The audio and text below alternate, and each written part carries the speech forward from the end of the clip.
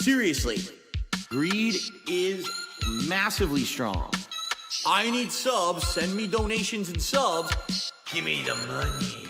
Okay. I have a 10-year plan in a business degree. No budget can contain the money flowing from me because I'm a bender, fam. I be dropping these G's. They got nothing on me. They got nothing on me. Buying statues, leasing beamers. I'm the most prolific of the streamers. Engaging a young bitch. Then I leave her. Shout out to Derek Lemers. I did nothing wrong. Maxed out 13 credit cards. Wasn't even trying hard. The pandemic buried it with money in the backyard. $500,000 fill time for an emergency. I got 2 big bills ready for school bleeding. What is the greatest donation? I'm crowdfunding. Wrote off my Xbox and PlayStation. What is the greatest donation? Like 100,000 hustling so hard. I can't take a vacation. I will make piece receipts with my paper. Receipts, add your bot to a spreadsheet. Piece of shit. If LTG pays me 5 G's, I'll show him. That goes, in a private react, contribute. My tribute, no fucking chargebacks. Okay? Seriously. What is the greatest donation? Dash wanted in rent for tax evasion. What is the greatest donation? Evil winner. You owe me that bounty based on my calculations. And I paid for a very, very extravagantly expensive steak meal. The most expensive meal I've ever had in my life. I got the chair, the most expensive possible. This TV is pretty pricey. Top of the line. I got paid for your stupidity. For your failed troll attempt, I made money. The most expensive vodka I've ever had was Grey Goose. Business class internet, the most expensive possible. I don't even want to tell you how much that was. That was the most expensive thing I bought. And that was exclusively supposed to be for this series. What am I going to do, play with a fucking gun? Bang, bang, bang, bang, bang, bang.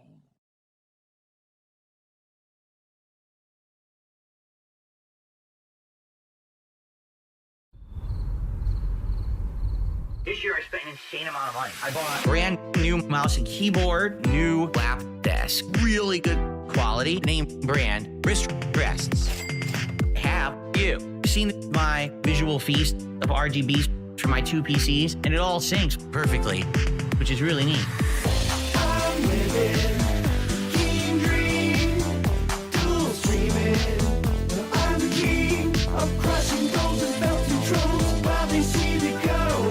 With my success, don't need all that. I'm having upsurgence. Blacked out curtains, Elgato foam. I have 4 boom arms and a brand new microphone.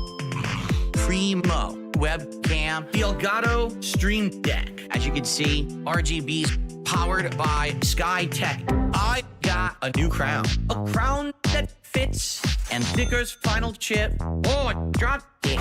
Oh, lickety split. Samsung SSD. That was just donated to me. NVMe 2 instead of NVMe 3. Whatever that means. I'm living king dream, dual streaming. I'm the king of crushing goals and belt controls while they see me go. With my success, don't need all that. I'm having upsurgence. Again, guys, I'm living in this reality that people like me now and want to support my stuff. It's hard for me to accept it and think that it's real. Pimp, we get a big ups to Darcy DeFlo and add his song to the playlist. No. What is up, everyone? Hello, hello, and welcome. Only mic was on. It's been on the whole time, huh? I don't even know. Hello, hello, hello. Turn it up, turn it up, turn it up. Turn up my neck phones.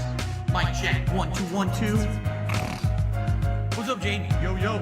Good to see you here today. Are you ready for this? Yo, yo. You know what time it is. Yes, Jay. Big time. Go. Shout out to all my niggas from Guadalajara, Acapulco. I'm cruising in my blue Corolla. I need that money to be a high roller. Trapped and made a controller. She's crying downstairs. So I have to console her. Swimsuit model with eating disorder. Spent $200 on her DoorDash order. Yo, just a fucking crook with a fucking crooked jaw. False flagging out channel with my puppy dog. I committed fraud. And I got low teeth. I'm a low teeth god. False flagging, mundane maggot. Phil's fat, Phil's a faggot. Phil's a loser, Phil's a beggar. Arnold, Phil's a nigger. Right? How do you say? Brunel's a nigger? right? Very nice. All right. Let us continue. It's 3 a.m. and I can't sleep. I got 2 big bills coming next week. One more chance to save the best streak. I'm going full mask off. It's not that deep. It's 3 a.m. and I can't sleep. I got 2 big bills coming next week. One more chance left to blow. You ready? 8 time go. 8 time flow. Whoa. They thought I fell off. No. Like a prime D rose, I'd be dunking on these O's. Turn you into T-bar, striking the T-pose. So let me tell you now what the story is. They call me DSP. Notorious. I'm cruising and wrenching, fast and furious with my homie Pastor Eric Miller. He's quite curious. They don't have nearly what it takes to be a man. And since I took their manhood, that's mine now, so I ain't giving it back. My trolls are always watching me, waiting for another disaster stream. They won't even give me a piece of peace. They're like a whole fucking team locking onto my stream like a detractor beam. And I can't get rid of them. I'm sober. I'm losing my mind. And I'm losing supporters. Detractors are bending me over. Just another pawn in this Ludwig world order.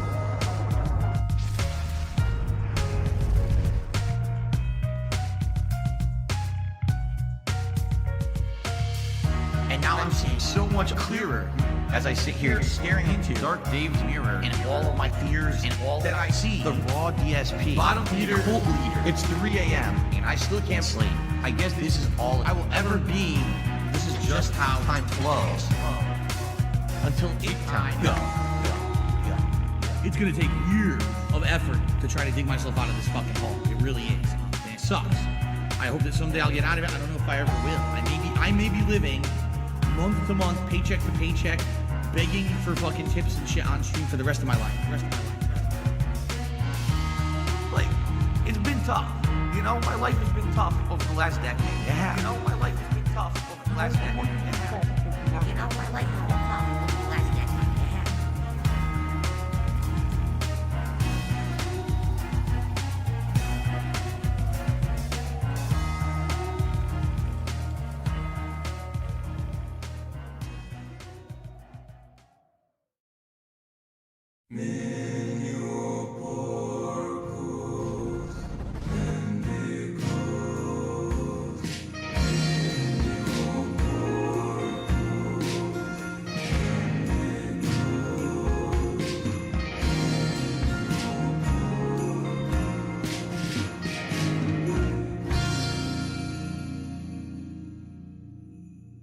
And welcome to the Saturday morning Atlas style show. I appreciate all of you being here as always. Hopefully you're having fun at work or doing chores or maybe even playing Battlefield 6. Now that it's the beta, guys, come on. You got to get your challenges done. You got to start grinding. That's the way it works. Regardless of what you're doing, again, I thank you all for being here, even though I am incredibly late by an amount of time. I appreciate your patience nonetheless. And of course, before we even start talking about DSP, Jim Balaya with the 5. That's not what I was going to say, but thank you, Jim Balaya, for the 5 gifted memberships. Big ups, brother. I really appreciate it. Thank you. Thank you. A real one. What I was actually going to say was we're going to do the Atlas segment, of course. Before we talk about the guy, all of you are dying to know what Atlas has been up to this weekend, of course. And, well, first, the vegetables, my garden, if you will. Ain't no fucking way. Thank you, 5 Leafa, for the 75 AED. I don't know how much that is, but it seems like a lot, and I don't know where it's from. So thank you, thank you. It is orange, I agree. You say, just got to the gym, and I'm blessed with an Atlas-style workout. Well, I'm glad I could do that for you. Thank you, thank you, thank you. Appreciate it. Hopefully your workout goes well. But like I said, Atlas segment, here we go. Vegetables, garden update, here we are. My vegetables are going crazy. I've taken a salad 3 times to work this week, and the green peppers are mine, the jalapenos are mine, the tomatoes are mine. That's it. Half the salad I grew myself. Isn't that crazy? Next year, I'm definitely doing lettuce because I'm gonna save money on the lettuce, guys. Come on. I'm thinking smarter, not harder here. I also had tomato sandwiches for dinner this week. Me and my wife, the Atlas, we're eating tomato sandwiches. No, it's not a poor thing. It's a delicacy thing. It was actually delicious. I was also playing RimWorld a lot this week. No movies, all RimWorld, because as many war crimes as possible is what I strive for on a daily basis. And unfortunately, the war crime was done to me because they had a faction had sent over a raid my way, and they landed all of their people directly on top of one of my infant colonists, and they died on impact. I didn't realize, this is the first time I've ever had this experience, that the children are actually the most likely to die in a colony. I didn't know this. This is like the third or fourth child I've had die, but I've only lost one real adult. It's crazy. But it just means that the graves are smaller, so that saves space. That's very cool. And that's the Atlas update this week. I hope you all really enjoyed. Do I play commitment mode? No, because I'm a pussy. I try not to save scum as much as possible, but there are instances in which I allow myself to save my own time because I literally didn't understand a mechanic. I feel like that's about the only time I'm allowed to save scum. I try my best not to. Sorry, it is the way that it is. But like I said, Atlas segment out of the way. We're done with that. Instead, we're going to have to start talking about the guy, the reason we're all here, I'm sure. And thank you, Adam Corona 349 for the 3 months. And you say, you heard it here first. Atlas lets his kids die. SMH, but big ups regardless. I don't tell them where to go. He's literally crawling around in his nursery. They landed in the nursery. Nothing I could do, dude. What do you want? I don't control it. We're talking about the guy now, though. Yesterday, because I'm not going to show you any clips from the Begathon. I'm not going to show you the mega marathon that he was doing because it sucked and it was annoying. Those sound effects were stuck in my head for the rest of the day. Awful, terrible. I have no idea how old people played games back in the day because the games sound like shit and nobody wants to hear that. I understand why the parents didn't want that on the main and only TV in the house in the living room. Nobody wants to listen to that. Regardless, everybody got scammed despite the gameplay being shit anyway, because the guy hit his goals after multiple streams of not receiving enough money to do the DSP tries it when he wanted to. He finally made all of that money on the stream yesterday. And what the Dents received was one of the lowest effort, lowest energy DSP tries that I've ever seen, to the point where he's declined to even call it a DSP tries it, I believe. I was watching the very first section of it before I rage quit. Whatever you want to call it. Nobody was paying me to watch it, and I was getting perturbed. So you could call it either way. But he refuses to call it a DSP tries it because he wasn't recording. Obviously, it was just him eating was his exact words. So they got scammed out of content despite giving the money. So he now owes them a DSP tries it. But that aside, the eating itself was, like I said, the lowest energy, lowest effort, almost complete silence, no commentary. He just didn't have a good time and was disappointed. Now, I don't know if the disappointment was actually from the food or if the disappointment was from his inability to muster the energy through his drunkenness to record. I'm not really sure. I almost feel inclined to say it was the latter, simply because he wanted to make money off of the non-existent ad revenue that it would have made. Speaking of revenue, though, Demi Fiend for the 2. Thank you so much. Saying you ever gave Fear and Hunger a try? It's good. No, I haven't. I don't have the patience for it. That's just the way that it is. And there's, I'm going to say there's nothing I can do. It's just not my style. In the same way that I've never played, or I have played Darkest Dungeon and just didn't have the patience for the turn-based difficult style combat. I'm a casual gamer now as a robust adult with responsibilities. Also, thank you, Demi Fiend, for the 2. In regards to the Mega Marathon, which I like to call it, not the Mega Man Marathon, that's too much. He used save states throughout the whole thing and made the gameplay terrible, and they qualified for a second Mega Marathon at the end of the month. I hate to, sound so excited or rather not, but I don't want to see it. No one asked for Megathon for the Mega Man Marathon. Nobody wanted to see his King of Retro anymore. And I say nobody because nobody agrees with me, obviously, in the same way that a lot of people always agree with DSP. Nobody agrees with me. So nobody wants to see any more Mega Man marathons. They're miserable. He cheats. He doesn't ever really seem to be having that much fun, despite what he claims. It's just going to be another shitty marathon I don't watch, which is more and more common for the guy. With that out of the way, we are going to actually talk about the most interesting thing that probably went on with DSP this week. And for some people, that's unfortunately going to be basically it's LTG. We've got a lot of LTG clips. If you don't like LTG or you don't want to talk about LTG, maybe this isn't the stream for you. But we're not going to start there. There was a couple of things before that. It's just a heads up. There is going to be probably some BBC talk on the stream. So do with that what you will. Now, before we get to the Battlefield 6 stuff, I just want to take a look because it looks like we do have some support. Let's see here.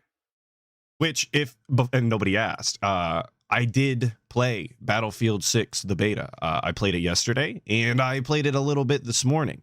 And if I can find it fast enough, I even have a screenshot of my second game. Because I know a lot of you guys are haters and, well, in all honesty, kind of dickish about how goated I am at video games, of course.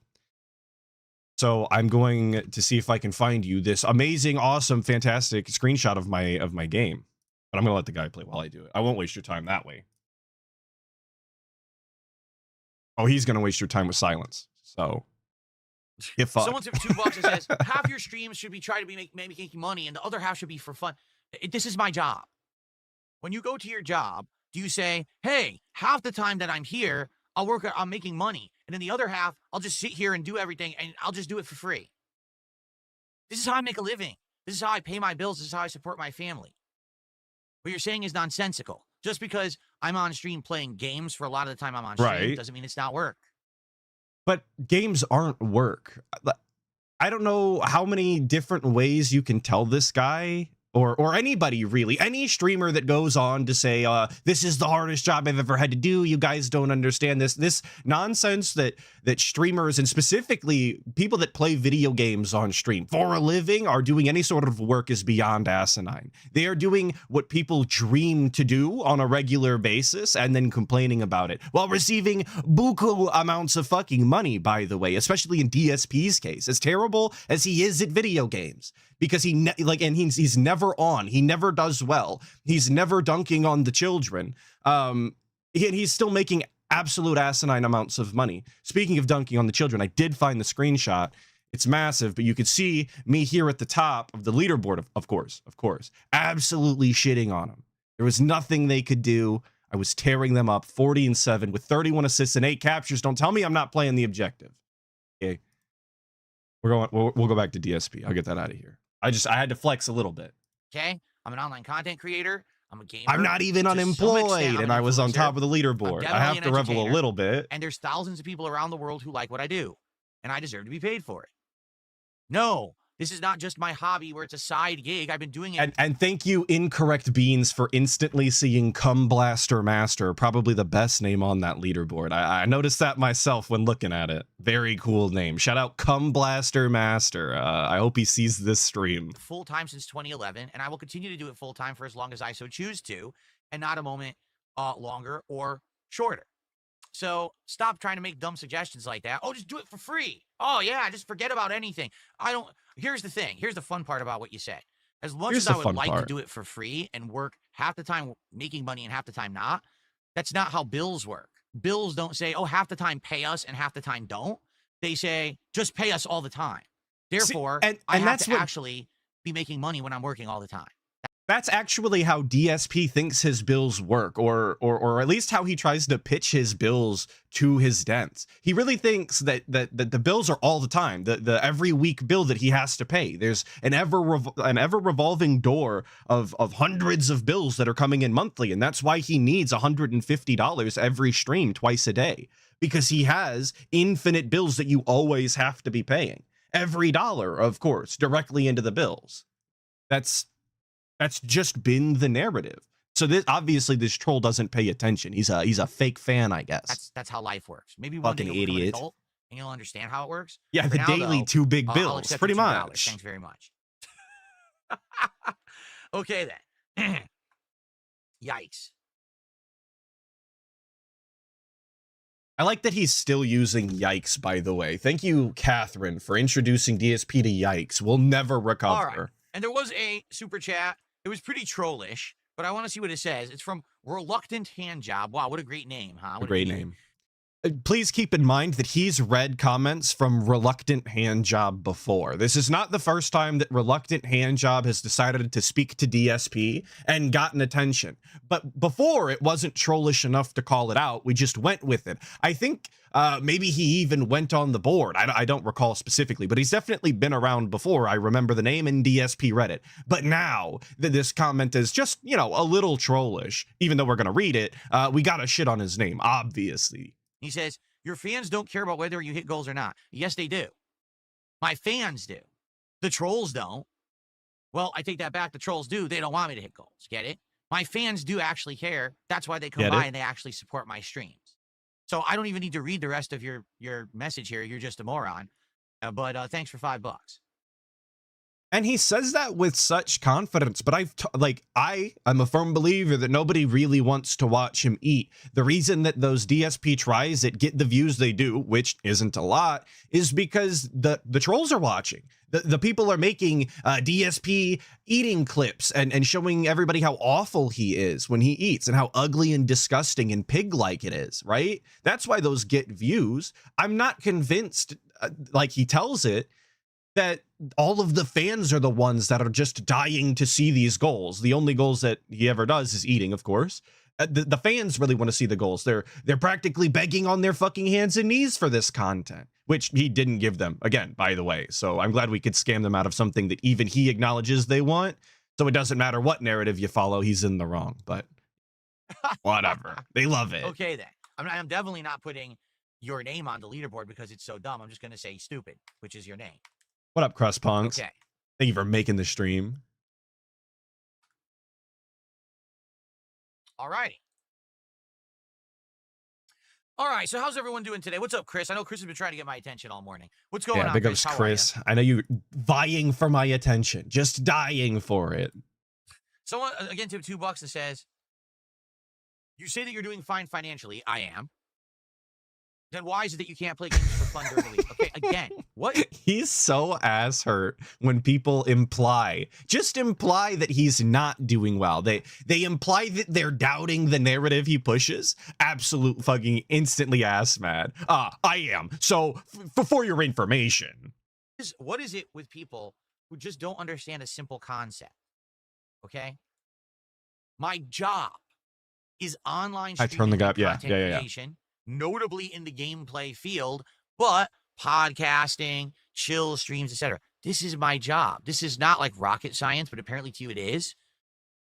When you work, you earn money that you then use to do things like pay bills, make a living, support your family. Right. Why do I have to keep explaining it? Do you think this person maybe has never been employed?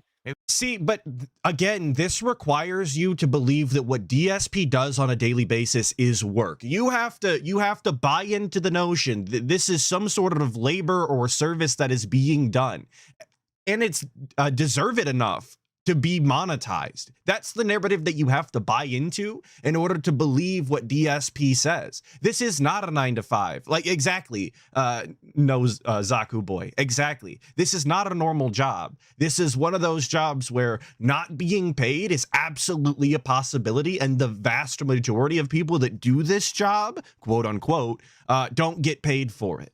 That's just the reality of the situation. Either tipping me $2 is like their parents' credit card or something. How do you not understand the concept of, like, earning a living? Maybe that's what it is. Maybe there's so many people out there now that don't understand the concept of earning that they actually just, like, suck money from places. Maybe they get, like, government assistance and shit like that. And this just shows you that DSP doesn't know what earning is either, because earning is not asking for it and receiving. That's not what earning means. Earning means that without any sort of pressure whatsoever, really, they value the work or the service that you've done enough that they feel obligated themselves to pay you an amount of money. That is, I mean, or some sort of reward. I guess it doesn't have to be money to earn something, right? That's not what he does. He begs on a regular basis. He reminds people that he feels like he's owed these things, and sometimes they oblige. That's not how earning works. Right? Maybe their parents just pay their way their whole life. I don't know. Yeah, well, yes, obligated by law usually, but You know what I'm saying? Like, maybe that's what it is. Because the fact that you don't understand that. I mean, if they really didn't want to pay you, I guess they could continuously ask for volunteers. I mean, at least they made that step, if that's a positive. It doesn't make any sense. It's like I said, okay? There's some games Right. that I really like, Uh-huh. and I'm going to tell you if I like them or I not. hope so. But if they don't work out, then it's just, I guess, what I would have to do is play it offline, and that's okay if I do. But then people are upset that I stopped playing them. So, for example, Clear Obscure. I like that he said, I guess I'm going to have to play them offline, because everybody knows that he doesn't play these games, that games that he enjoys that aren't going to make money on the stream are relegated to offline play that will never happen, and he will never finish. He will never experience these games that he absolutely wants to, simply because the monetary incentive is not there. And that's honestly really, really sad for somebody who claims to enjoy gaming as much as he does. Right? I love Clear Obscure Expedition 33. For me, game of the year contender, if not leading for game of the year in my mind right now. Okay? I played it as much as I could. I couldn't do any of the optional content at the end of the game. Why? Because basically, people weren't showing up for the game at the end. They said it's too long. It got boring for the audience. All right? So that's a game where maybe at some point, if we are doing really well and I want to do a night stream where I don't care about making anything, all right? Okay, Then when is that? When has there ever been a night stream where DSP didn't think that he was owed any sort of money whatsoever? Has there ever been a night stream where he told the dens, you know, guys, I know we're playing this game and you're not a big fan of it, so I'm just going to go ahead and turn the leaderboards off and let's not worry about the goal. This is going to be a monetization free zone tonight. We're just not going to do it. Let's just play the game and have fun. I don't think that's ever happened. You know, you call me stupid if I'm wrong here, but I'm fairly confident in the fact that this has never happened and will never happen. That there will never be a stream in the history of DSP from now until the end of time, which he will last until, of course, where he will have that situation. That will be the setup for the stream. It's just not going to happen. We'll do it. This is a made up nonsense fairy tale world that he's crafting in front of you right now. Like a night stream where, okay, I make $5 tonight. Who cares? I had a really great week outside of that, right? We already said that I might do that. But then in July, I didn't work for a week. And there's nothing I can do about that. It was personal stuff that happened, and there's nothing I can do to control it. It's just nothing life. I can do. The double nothing I could do on his week off is really amusing to me. It's just so funny. So now I'm not in that position. I'm not. I'm in a position where I got to work. I got to make as much as I can. I got to do well. I gotta do well. I have to do well. I gotta make as much as I can. These are the words of somebody that is obsessed with money, that is obsessed with reaping in as much as possible from these dens. And like Fist of the Snort Star was saying, isn't this the same person who begged just the same after starting the stream with $1,600? Yes, it is. The amount of money that he makes is never enough to quell the beg. He always expects more. That's why it doesn't matter that he missed a week, because even if he made $5,000 in a day, he would get on and beg the same tomorrow. There's never like a cap to it. There is never, and that's why I say that stream where he doesn't take in monetization and they just have fun and don't worry about the goal or whatever is never going to happen. It's just not. You know? And that's okay. Maybe we'll get back to that point where, you know, things are going fine. And probably will, you know. It's not that things are bad. It's just that I am behind where I would have been if I wasn't off for a whole week, right? Okay, So- but what about all of the times that he gets ahead when he, you know, was only expecting X amount of money? When he made $4,000 on his co-op stream with Kino Casino that he'll never be able to match because he doesn't have the star power nor influence. When he made all of that money, was he not on stream the next week still asking for more and more because he had every intention of spending all of that money immediately? That's the way that I recall the events playing out. Oh, it is what it is. Now, there's also games, for example, Blueprints. I really like Blueprints. I played the living crap out of it. I'm not going to stream it anymore, but maybe in the future, I would play it offline. Maybe I would, right? And that's fine if I do. Never gonna happen. Absolutely never gonna happen. Well, first of all, because he doesn't play games offline, he's made that abundantly clear. Even recently, he's explained to people that the reason he doesn't play video games offline is because he tries to keep his work and personal life separately, and he doesn't want to play games all day, even on stream, yada, yada, yada. What a real gamer, by the way. But also, he can't be fucking handheld in Blueprints if he plays it offline. And he's quite literally in the section of the game that if he wasn't being handheld, he wouldn't be able to make progress. I firmly believe maybe he could have solved some of those puzzles in Blueprints, but to get the ultra secret 100% ending, absolutely not. There's no fucking way that without being handheld by chat, he would be capable of doing it, because he's also incapable of Googling anything. Another skill that DSP lacks for some reason, the ability to search things up. But I'm not going to stream it. When I stream, I'm streaming to entertain an audience. If the audience is entertained, then they're going to reciprocate by supporting said stream. That's exactly how it works. Okay? So when I'm doing a stream and it's not doing well, what that's telling me is that you're not entertained for some various reason. And I'm sorry for that. And I want to try to fix that or improve it. If that means I have to change games or change what I'm doing on the stream or maybe improve the way I'm doing it, I want that feedback. And that's what I've been asking for, you know? I'm looking for the feedback in the form of money, obviously, because of course, the only way to indicate to DSP that you're interested in continuing to watch a type of content is by giving him money. I mean, that's the only metric that you could use reasonably, of course. Likes, engagement, like actual engagement in the form of views and the amount of people chatting in your streams and genuinely having a good time. Fuck that, dude. That's impossible. Only money counts. I'm not streaming for fun's sake. I'm not streaming for any of that. I could literally just freaking do it offline then, right?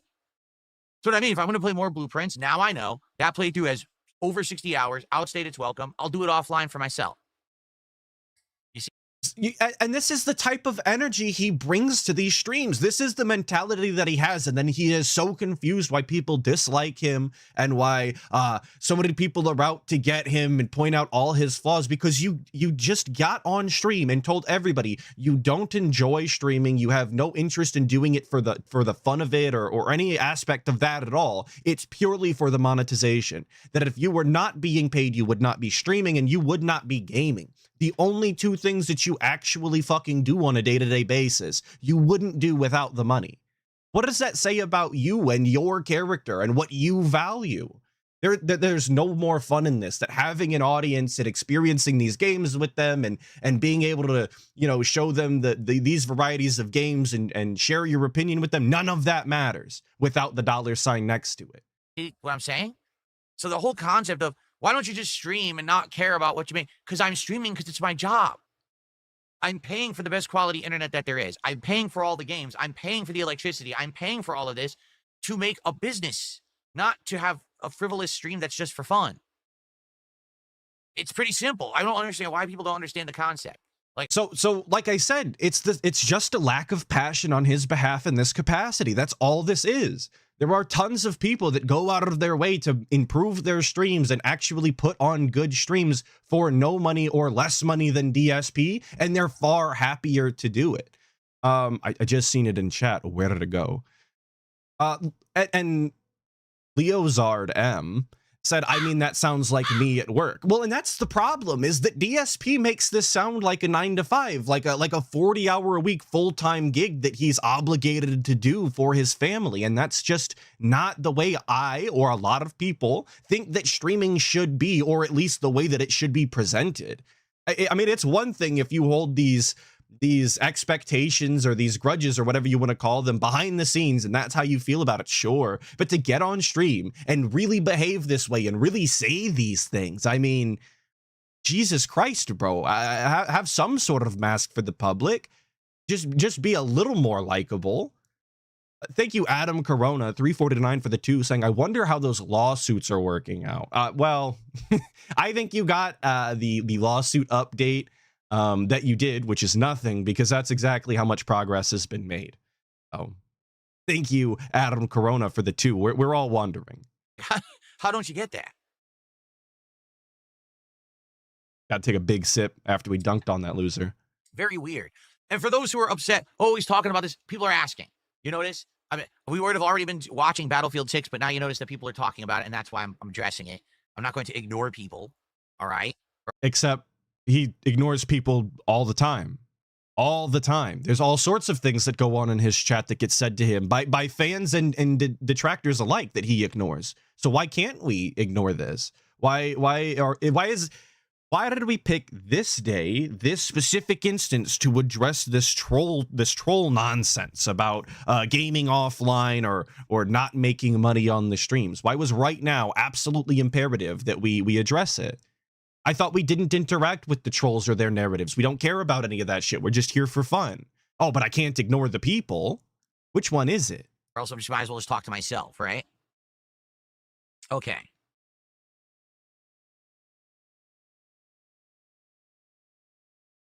Why does he twirl his mustache? It's something that's a Twitch. It's pretty much just him sniffing his fingers, obviously, is what I'm getting at there. 25 says you can beat Super Mario Odyssey in 55 minutes. It's called a speed run. The game normally takes several hours. Your argument with Donkey Kong Bonanza can be beat in 3 hours doesn't hold up. Yes, it does. Because what I'm saying is you can easily beat Donkey Kong Bonanza in a very short period of time if you just don't collect the bananas. You cannot easily beat Super Mario Odyssey in a very short period of time because the game has established levels. It has structure where you have to go through the levels to get to the bosses. The bosses are challenging. You actually have to learn the mechanics of the different hats to pass the levels. So then how did DSP ever beat the game? If you're obligated to learn how the different mechanics work in order to beat the levels and bosses, how did DSP ever beat the game? He's the only person I've ever seen that was incapable of understanding mechanics, no longer how long they're presented to him or how many different times. Genuine question. I never watched the playthrough. Thank you, Stephen Hawking, for the $2, saying, I pay for electricity. Bro, we all have DWP bills. I'm not sure what DWP means. I would imagine that it's just an acronym for your power company. So, I agree. He stated that he pays for the electricity in the games, again, as if that makes him obligated to more money. As if people owe him something because he spent money on his hobby or what should be his hobby. I don't know where he gets off thinking that that's the case, but that is where he gets off at. Thank you for the 2, of course. And Alexandra Pigeon for the 2 months saying big ups. So big ups to you. I appreciate it. Thank you. In Donkey Kong Bonanza, you can literally rush. Oh, Department of Water and Power. Okay. Well, true. Thank you for the clarification. Through every single stage mindlessly, get to the end. All you have to do is follow the exclamation points on the map. Because remember, most of the time when I'm playing Bonanza, I'm not following the exclamation points. I'm just doing collection. I'm collecting the bananas. I'm collecting the relics. I'm buying the upgrades. If you ignore all of that and you go through the game, you could probably beat it in like 5 hours easily. Like not even saying that it's challenging. It's not. Okay. That's what I'm telling you. I'm 15 hours in. There's been 2 optional challenge stages that have actually had a level of challenge to them. The entire game has been piss easy up to now. Well, it's a kid's game, so I don't really know what you expected there, but I appreciate the disappointment, I guess. And that kind of goes for most games, though, doesn't it? Yeah, if you wanted to rush the main story of a GTA game or whatever the case might be, yeah, you could probably beat it in a fraction of the amount of time, and you will not experience the vast majority of the challenge or the intricacies that come with the gameplay if you don't do the side content. That goes for just about every game. Now, obviously, the amount of time it would take you would vary depending on the game, but let's not pretend like Donkey Kong Bonanza is in some sort of weird category of its own because this is the case. I mean, that's just goofy. What's up, bro? Side Phil? Thanks for stopping by. It's just button mashing through destruction to get to the boss and then button mashing the boss. And then actually, I've just recalled, I remember seeing some Donkey Kong Bonanza gameplay, and he was absolutely seething and getting shit all over by a static stage because he didn't understand the mechanics. So how did you simultaneously not understand this game that has piss easy baby mode mechanics, so he's claimed, and then immediately die on what I would assume was the challenge level? And he died like 1 billion times and lost a fuck ton of coins. I've probably heard the death sound in Donkey Kong Bonanza far more than I've heard any other sound effect in the entire game. So what are we talking about here? Why are we playing pretend? Thank you, Jordan Fadeaway, for the 2. I really appreciate it. Saying a man in his own bubble will soon run out of air. That's a great way to put that. I've never heard that before, but you're right. We've been waiting for DSP to run out of air for ages, though. When is it gonna happen? Like, I've beaten multiple bosses going like this, duh, mashing buttons. It works. So I'm sorry. I know you're trying to like defend the game. There's nothing to defend. The game is a piss easy game. It doesn't hold a candle to Super Mario Odyssey when it comes to the design of the game. It just doesn't. Okay. Sorry. He's sitting here arguing over design when all this person said was that you can beat Mario Odyssey quickly as well, so that criticism doesn't make sense. That's really all they were getting at there. But he's decided to obviously go on his own tangent and defend it 9 ways from Sunday just to prove his point. Obviously. Oh, let's see here. Rock Bottom Podcast. Well, and that's a good way to put it too. A guy with long hair. Easy/hard doesn't mean quality/fun. 100% agree, but this is DSP we're talking about. The guy that legitimately only plays Dark Souls games because he gets some sort of validation out of beating a game that he knows other people find incredibly hard, which he just said the other day. I believe we didn't watch that segment. I cut it out because I didn't think you would enjoy it, actually. But he did objectively say that is the only reason he plays Dark Souls games or Souls games in general, and he doesn't play the knockoffs because the knockoffs are bullshit and they feel bad, where Dark Souls games, specifically from software, Souls styles, are rewarding legitimate instances of the Souls formula that genuinely feel rewarding specifically because they're so challenging, and that's what you get out of them. I think that's an incredibly narrow tunnel vision style way to look at video games, but that's DSP for you. Asked did a $5 super chat complaining about DSP Tries It. I don't care. DSP Tries It has worked for a reward now for a year straight and continues to work. It motivates people because they want to see it. And every suggestion that people have given as a replacement to DSP Tries It has either only worked once and then flopped or not worked at all. Okay? For example, excuse me, the Legos. That worked. And then it stopped working after like a month. Okay. Well, it's probably because it was done like shit. Doing a random stream. That worked. Penitent Sin actually asking a relevant question with a 17-month message. Thank you, brother. Penitent Sin with the 17 months. Saying, when are we getting Atlas Tries It? What do you guys want to see for Atlas Tries It? I mean, I can't do anything outside of my office here, but it can't involve a webcam, of course. So what do you want to see me try? I started reading a book. Do you want to see Atlas Tries It reading? Okay, I could read you a passage. That would be pretty cool. Maybe the fans will pay for that. That'd be a burrito. Okay, but I can't do the webcam, so you're just gonna have to listen to me smack into the microphone a bunch. I don't think that makes for good content. We'll workshop this. We'll figure it out. We'll get some ideas going. Okay. Atlas Tries It trash processing. Now I'm a professional at that. I think you guys would be confused and utterly mesmerized by the process of processing trash. It is something to behold. And then it stopped working. You see? That's it. I understand. Oh, I'm tired of it. Well, if you're tired of it, that's fine. Thanks for the feedback, but it's working.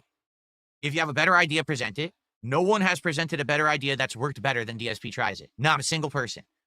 Now, I've even seen... But he gives up on all of these ideas far before he ever gives up on DSP Tries It eating, because eating is such a simple task.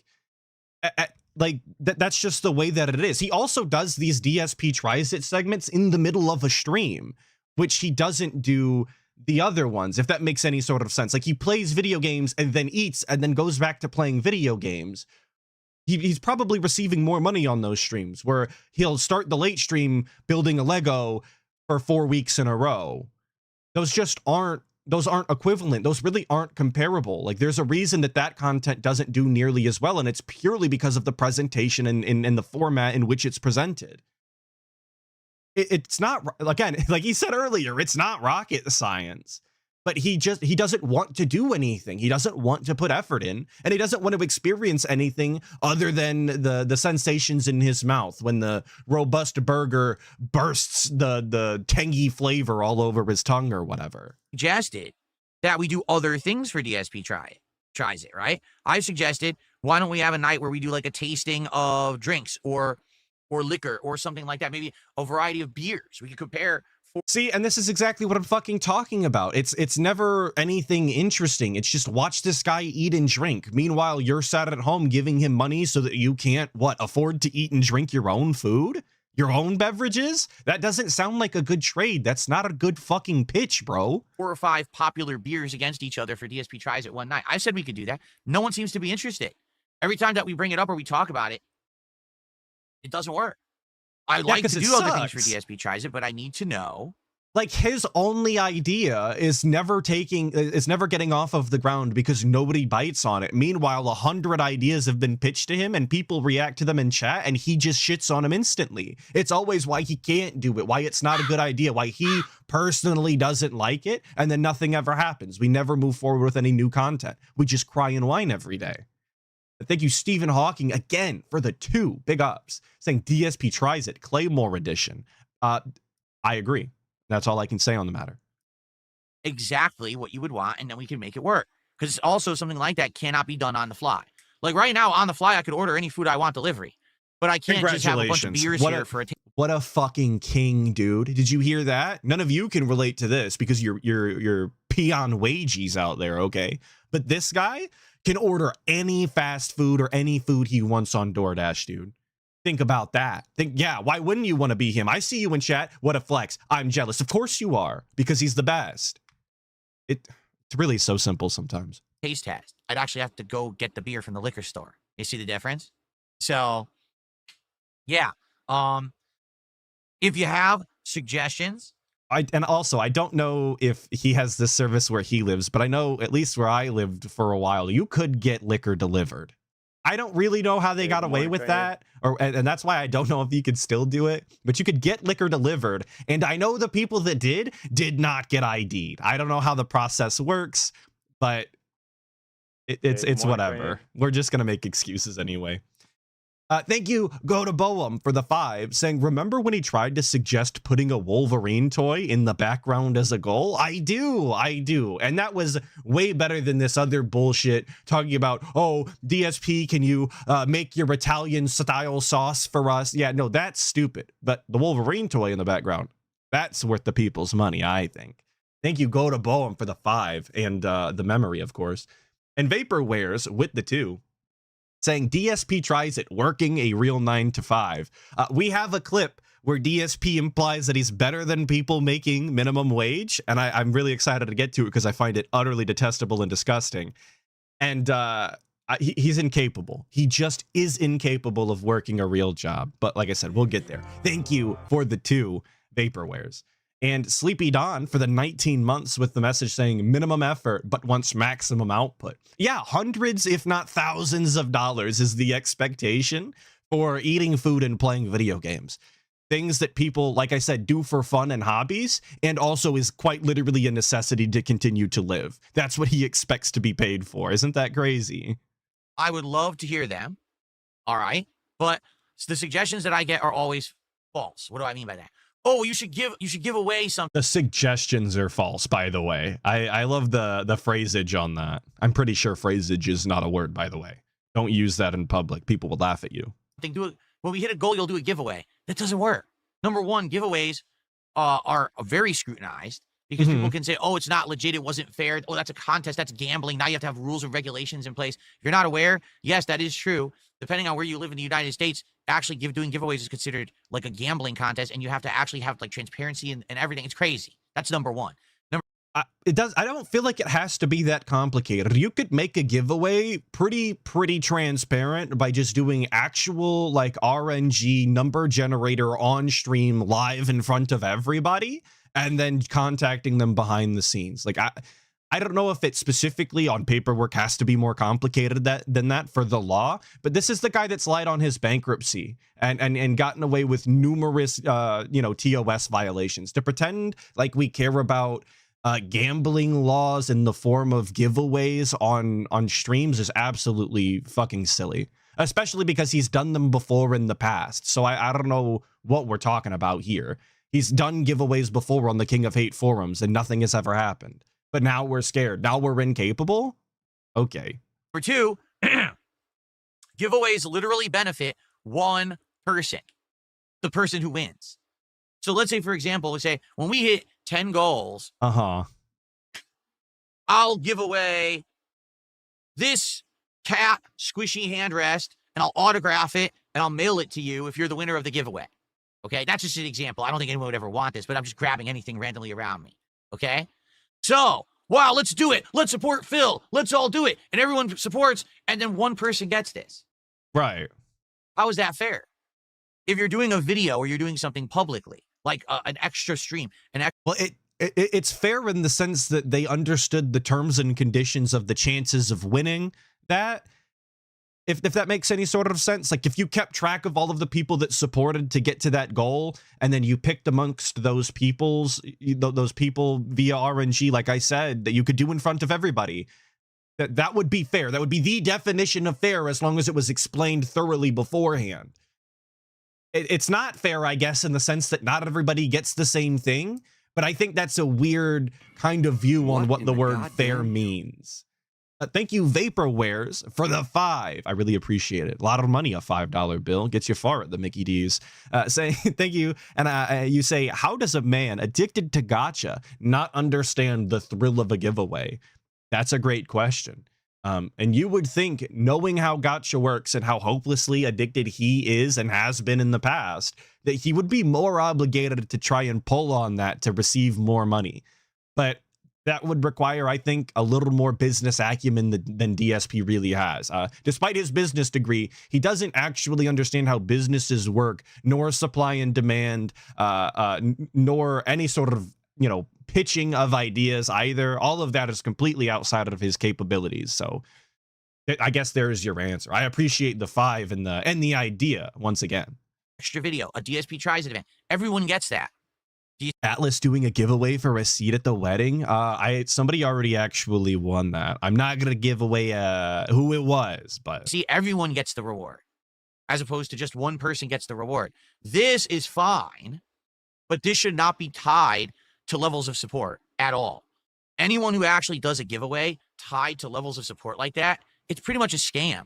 It's actually a way to make weak-minded people contribute when they have little to no chance of ever getting anything out of it. But if they understand what their chances are and they give anyway, that's on them. That's their prerogative. Some people will never receive any sort of reward whatsoever from the people that they support online, aside from the content that they were already receiving for free. People who give on Patreon sometimes get literally no rewards other than to continue to see the videos they were already watching for free on YouTube. They give $1 a month or whatever and get nothing. If they understand that that's the case, who gives a shit whether or not they actually receive anything fairly in DSP's sense? Not mine, of course. It doesn't. Who cares? At least, even if you can argue, oh, well, I don't like DSP Tries It as a video series. Fair enough. But the truth is, if we hit a goal, you're getting a new episode of the video series. Whether you like it or not, you're still getting something. As opposed, whether you fucking like it or not, you will be receiving a DSP Tries It against your will. I will make you watch it on some Clockwork Orange type shit. That being said, I tried to watch that film the other day. I turned that off. I don't know how y'all people sit through that. That's Atlas's hot take for the day. We're moving giveaway, on positively. only one person gets anything. That's a horrible, horrible way to give back to the viewers. But in DSP's logic here, you genuinely have to believe that receiving a video that you don't want, didn't ask for, and will never watch is objectively better than maybe just winning something that you actually did want to get and receiving that sort of endorphin rush. That's the narrative that you have to buy off of DSP. That's the expectation. And if you don't, obviously, you're a troll. Doesn't matter how people scam it and spin it on their channels because it is successful. Oh, I know. There's people out here who do these kind of giveaways all the time. When I hit a certain level of support, I'll give away a console. I'll give away a game. I'll give away. It's a scam. Get it? It's the same as those people who are on social media who are like, when I hit a certain amount of likes and retweets on this post, I'll do this or I'll do that. It's a scam. They're farming your engagement. They're farming support for a chance that you win something. That's actually messed up. That's insanely manipulative. But why would you be upset? Like, first of all, who doesn't understand that they're farming? Is my first question. If you're on the internet on a regular basis to the point where you are actively engaging with posts of content creators or internet celebrities or influencers or whatever, you would have to understand that posts like that are inherently farming, and that by engaging with them at all, you are doing exactly what they're asking of you. So who are we watching out for? Is I guess my main question here. Who doesn't understand that this is the case? As opposed to when, and even if those people didn't understand, what are they losing by liking or commenting or sharing a post that is directly, trying to farm from their favorite content creators or whatever? It's not like they're giving anything in this instance. They're not giving monetary values that they could be using in real life to actually live a better life. They're giving a tap on the screen. I would feel almost as if that's better than what DSP does. They're supporting the content creator in a way that will inevitably make them more money while simultaneously never costing them a dime. That sounds like less of a scam than what DSP does, legitimately. I'm doing DSP tries it.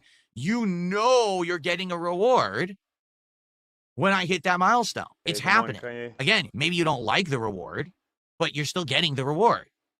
That's far better than a manipulation tactic of a giveaway. Sorry, that's my philosophy. Maybe you disagree, but that's definitely how I see it. Okay. All right. And that's what matters. The way that DSP sees things is absolutely the reality of the situation. Of course, he's never been wrong. He's never He's never saw things through an obscure lens. He's never misunderstood any sort of concepts whatsoever. He's never really thought. He's never not thought an idea through. Obviously, he's just flawless this way. Thank you, Pope Super Kami Jizzler, for the 5, saying first watch of Clockwork Orange. We were tripping balls on some heavy acid. 10 out of 10 would recommend. Eat it, piggy. We got spoons for you.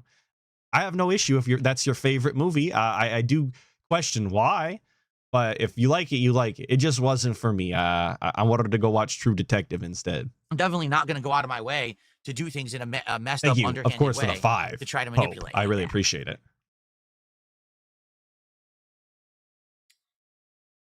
Okay. And for any moron who's going to say something like, oh, but the reward is that you get to eat food. Yes, there's entire fucking YouTube channels and businesses based on people doing fast food tasting videos and things like that. You're a moron. Just really stop the nonsense. You just don't know what the fuck you're talking about. So because other people have successful channels and make actual good content around food, DSP is therefore allowed to scam his viewers in the form of content they don't want and didn't ask for. That's legitimately the narrative that we're running for. You're an idiot if you don't agree with that point right there. If that's not your position, that yes, Maddie, on his gameplay channel, if your position isn't that he should be allowed to eat as a reward for his fans because other people eat on other channels, you're an idiot. That's the end of the story. There's no arguing around that. What in the goddamn? Thank you, Jor Vault, for the 5, saying actually giving your fans something for likes is a scam, and yet devouring fast food in exchange for tips goals isn't? Well, yeah. I'm glad you could summarize it all up for us at the end here. Absolutely. You got it. See, you're not an idiot, unlike these other fools in chat. Okay. We got Devakin? Man, it's hard to say that name. Devakin did a $5 Canadian super chat, which is around like $3.50 American. I know from experience. Why do you detract? I know from experience. Like he actually has any sort of experience with Canadian currency. Detractors say you only care about money because that fits their narrative. That's why, because it fits their narrative. So that makes them get more content, more viewers. That's why they say that. It's that simple. Oh, okay. I mean that's the end. he doesn't only care about money, you guys. He just, you know, makes it probably about half of his content and the other half is dead air, and he makes every single stream about hitting the goal, and then even when we hit the goal and we're doing the content, we're still pushing for the next goal, and then the marathons that we do are obviously a reward for hitting the goal, and then you're expected to continue to give during the marathon to earn a second marathon where you're supposed to give him more money. You know, the more that I say it out loud, the actual less sense it makes. There's nothing else to say about it. Weird. That's 100% true. Let's see here. That's the end of the clip. ESP only cares about money. Sound good? Sounds good to me.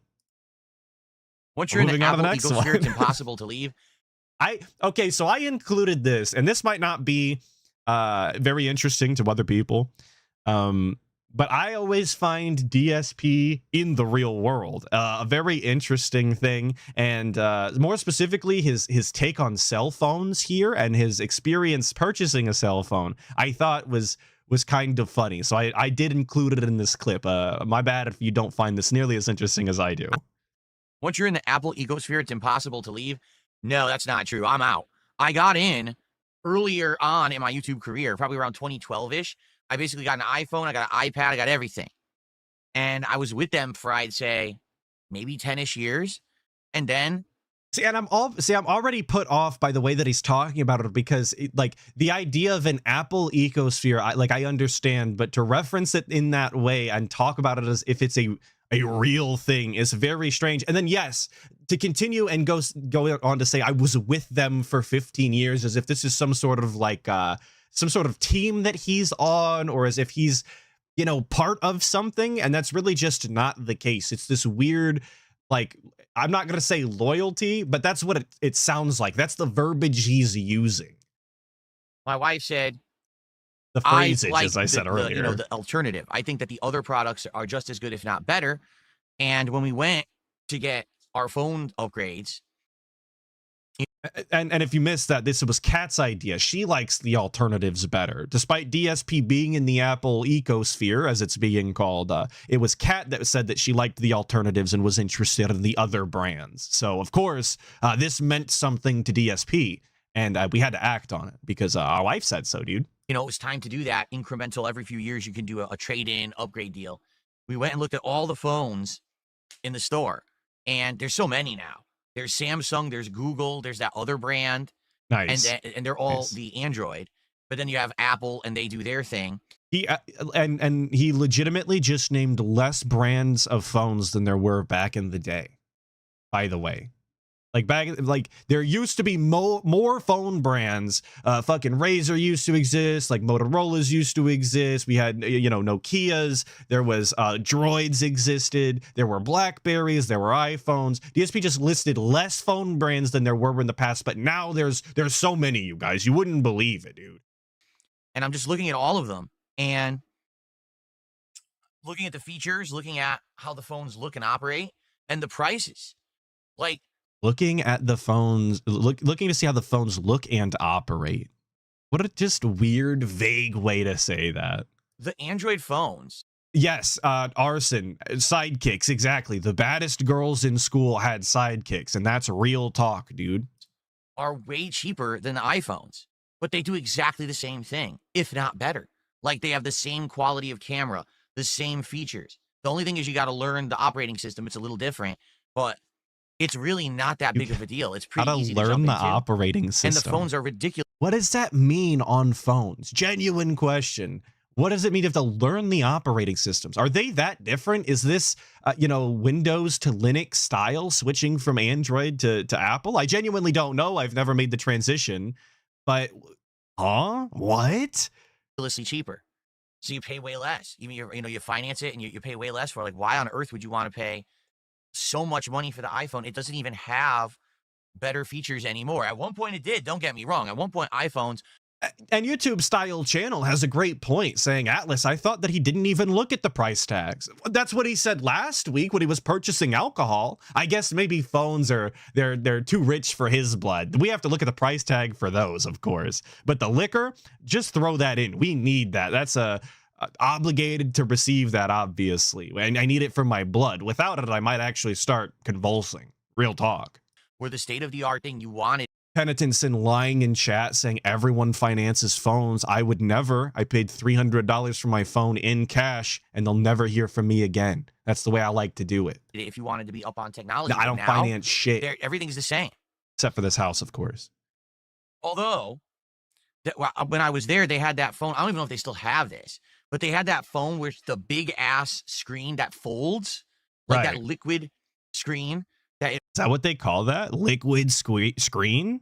I don't know if that's the actual term. I've seen them. I have a friend that had one. They look really cool. It opens up to be a giant screen and you fold it to close it. And they were trying to sell me on that phone, and I was looking at it. And I'm like, I don't know about this, man. Like, this just doesn't sound like this is something that's going to last. Like, I feel like this phone's going to wear out and the screen's going to break or something. So they were really. Liquid crystal display. Oh, is that what LCD stands for? Call me dented. I didn't know that. It was never imperative that I learn it. So, like I said, call me dented. But yes, it's a liquid screen. Really wanted me to sell me on. It's liquid because it folded. I genuinely think that's why he called it that, because he thinks that by saying that it's liquid, the idea that it folds somehow makes more sense. And I was like, nah. Now I don't even know if they still have that. But it's like, why would you want a phone with a foldable screen when you could just get a tablet that's a bigger screen? Because it's not a phone. If you really want that bigger screen, because it doesn't fit in your pocket, then just get the bigger screen. Don't get a phone that folds with the screen. That's stupid. So instead of getting one device that does two things, you should just own two devices that do one thing separately. I agree. I think that I should have a computer for like spreadsheets. I should have a computer for watching YouTube, and I should have a separate computer for playing games. I shouldn't have a computer that does all three of those things at once. That makes more sense. I should spend more money on products and give away more of my savings to these companies that want me dead. I agree. That makes total sense, dude. 100%. Right? Yeah, exactly, Eric Brennan. I could buy more things. That sounds like the best. I've seen none of Evo whatsoever. No, zero. I saw no Evo at all. Nothing. And Chody Tate actually putting out, like a gaming PC and a streaming PC. I didn't even think of that. You're 100% right. He literally did that. You're right. This guy's the biggest mark on the planet. I don't care about Evo. As I've told you guys many times, I just don't give a shit. I don't give a shit about Evo. Except for when I called LTG out so that we could do better than Evo. Then I cared, but I don't care anymore. And I never did. Fuck, and you're right, he's got the chat laptop too. He really does have 3 separate computers for 3 separate tasks. That's so wild. He really does live that way. That's so absurd. This is like the most boomer way to exist on the planet. Holy shit. Oh my God. All right, anything on anyone's mind? So what'll happen today, you guys will see animations as well as sound effects for various different... He really is like the final boss of consuming, isn't he? Between the amount of fucking Blu-rays, statues, and needless electronics and fucking RGBs in the background, he is the biggest consumer. Levels of support. Any tip level, including $5. See you, Demi Fiend. Enjoy work, brother. Oh, the only one I didn't add a sound effect for was 420 yet. I want to add a 420, but I haven't found one yet, one that I like. But I have a sound effect for $5, 666, 10, 20, 30, 50, 100, 150, and 200 tips. And I have sound effects for every level of super chat, which I think is 5, 10, 20, and 50. Whoa. So sound effects for all of those contributions.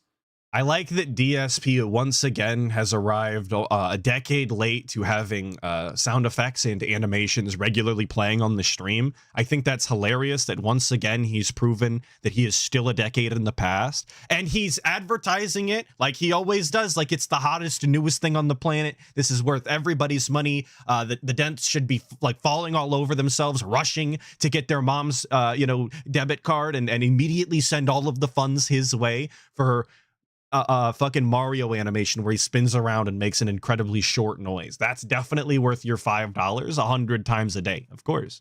All right.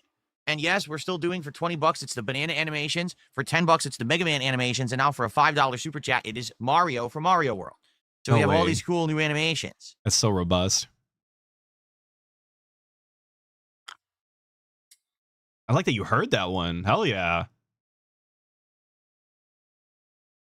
Boom Arms defeat DSP says, what about 220? Hey, Boom Arms, you do realize that the whole 220 thing was completely fabricated, completely false. Never had any truth to it whatsoever. Literally not a lick of evidence or anything was ever shown. It was just all hearsay. Didn't he show? Okay, correct me if I'm wrong. I don't ever want to be wrong, but sometimes I am. As an audio style, did Broside not pull up the paperwork to any extent in the video when he talked about it? Like I said, I was an audio style. I was trusting his word when he was talking about the things, but I would imagine that it would have been on screen to some extent. Yeah, and he confirmed the case number, and we talked to the lady who was confirming this, that, or the other. Like, we went over this. We did this. But it was all made up. All right. And you all believed it because you're all a bunch of fucking mouth-drooling idiots, right? That's you. You do realize that no one involved in that story was real. It was completely made up from the ground up. And people are just so dumb, they believe it because they don't need it. Yeah, and you guys are pointing out, absolutely right. Not only did he confirm the case number, but he confirmed it directly live with DSP in real time with Steve Cambion during the interview. So how could he even begin to say that it's literally all made up when he has himself confirmed that at least this one part of it is true? And if that one part is true, then I would imagine that the rest of the documentation attached to that case file would also be true. That's just the way it works out in my brain, though. I don't know. I might be a mouth drooler. To see any facts, they just want to believe negative things. You know that, right? That you're a dunce, that you're a fucking idiot. I just want to make that clear to you that you're actually the most gullible fucking moron on this planet because you believe everything you're told for the memes and the giggles, right? But you can see that this is the narrative that DSP has to push. This is the story that he needs his dents to believe. And it's so easy to do it because he instantly brushes everything off as you're an idiot if you believe this, you do it for the meme, you do it for the laughs. And his fans are just so dim-witted. They're so slow. They're so, I guess, indoctrinated to believe that everything the guy says is truth, that they run with this. They believe this with no further confirmation. This is all they need, dude.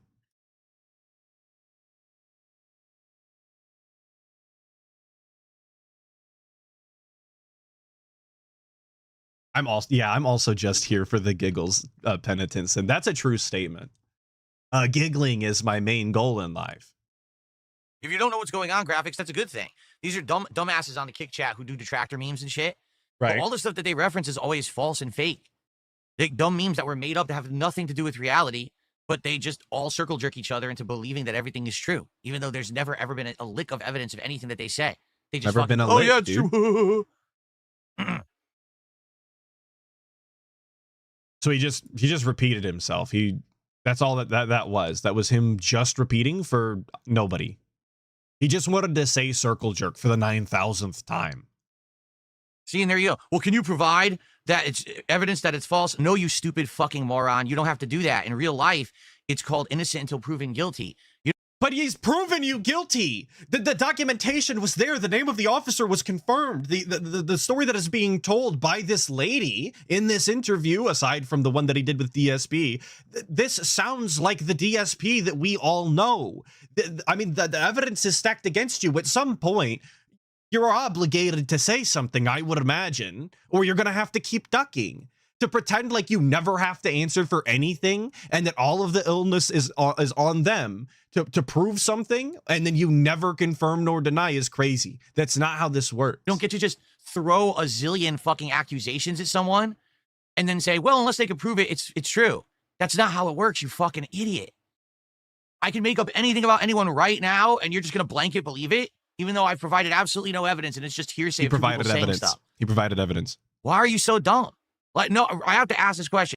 He also pretends as though the internet is some sort of legitimate court, that everybody is by law required to see proper documentation and properly sorted through and curated evidence to undoubtedly prove without a shadow of a doubt that he was guilty, and only then is he ever obligated to respond. That's not how the internet works. That's never how the internet has worked.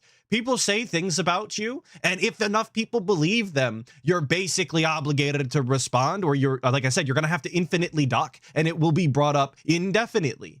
That's how the internet has always worked. Now, some people get away with never addressing this, that, or the other, and they continue to move on positively.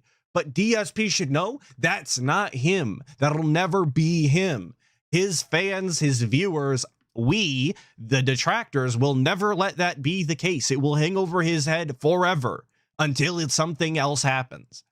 All right, where is this fucking boom-arm idiot? It is Who fucking are idiot out of you? here. And who pays for your internet? Who pays your bills in life? Because there's no way that someone as dumb as you actually holds a job.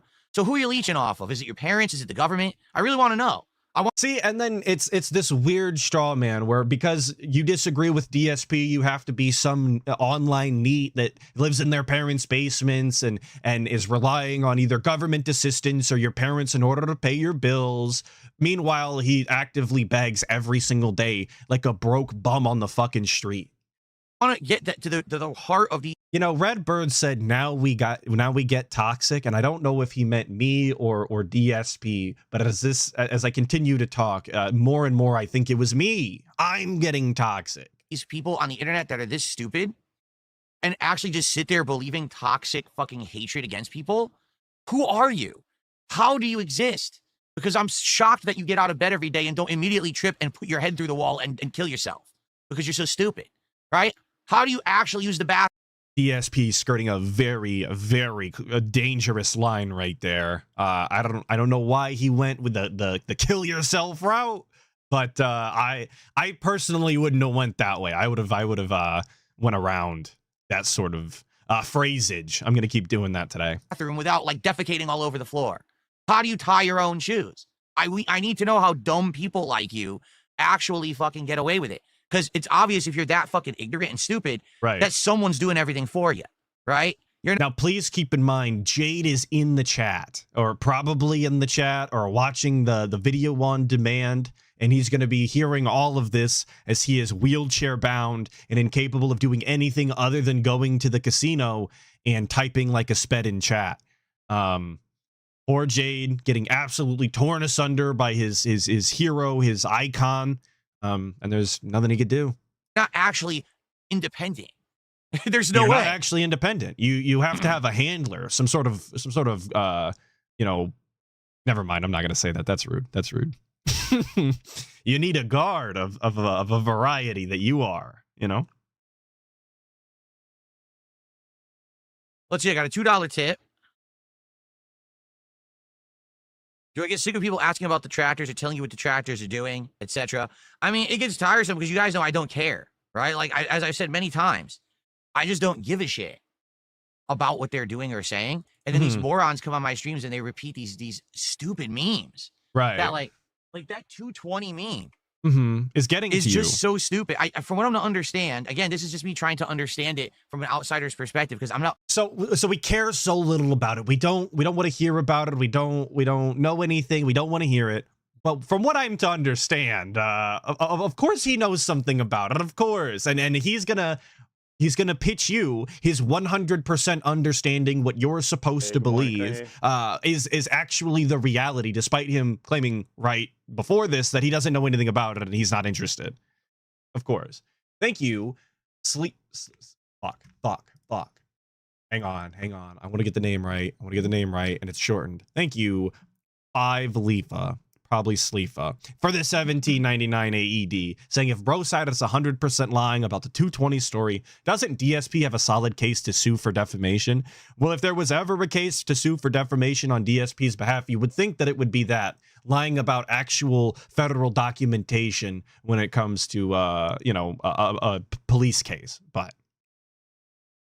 that would require DSP to know a thing or two about a thing or two. I don't watch or listen to garbage from morons. Thank you for the 17.99 I guess they're trying to AED. say that a police officer Right. came out to my house, looked around and saw that I had a bunch of security cameras around my house. Right. Like my house is on lockdown or something. Like, you know what I mean? Like it's Fort Knox and there was like all this security. And then they made a report that I'm a 220, which I guess means that I'm like a crazy person who's fucking paranoid and shit or something. Well, they didn't make a report that you were a 220. They just simply stated, using the codage that they know, that you are a certain type of individual that they deal with on a regular basis. I don't know that they specifically were putting in special reports saying that DSP is a paranoid schizophrenic or something. It was just, in the documentation that you're a weirdo. None of that ever happened. ever in history. No one ever came to my house. Everything, I made a single phone call to the police once to talk about a death threat that I got against me Okay. and my family. And that was the Right. extent of it. Nothing else ever actually happened after the initial phone call. But she said that it did. It was her confirmation that she never did actually like had this conversation with you that she was going to pull up, but that she did on her own prerogative just to check out the space. And these were her observations. That's what's in the documentation, or at least what she said on the interview. So he would probably be more aware of that if he actually looked into the things that people say about him, but he doesn't. But he feels obligated to speak out against them like this anyway. It just seems so counterintuitive. If you're going to go with the narrative that you don't care and that it doesn't make a difference to you and everybody's insane, then never address it and continue to move on.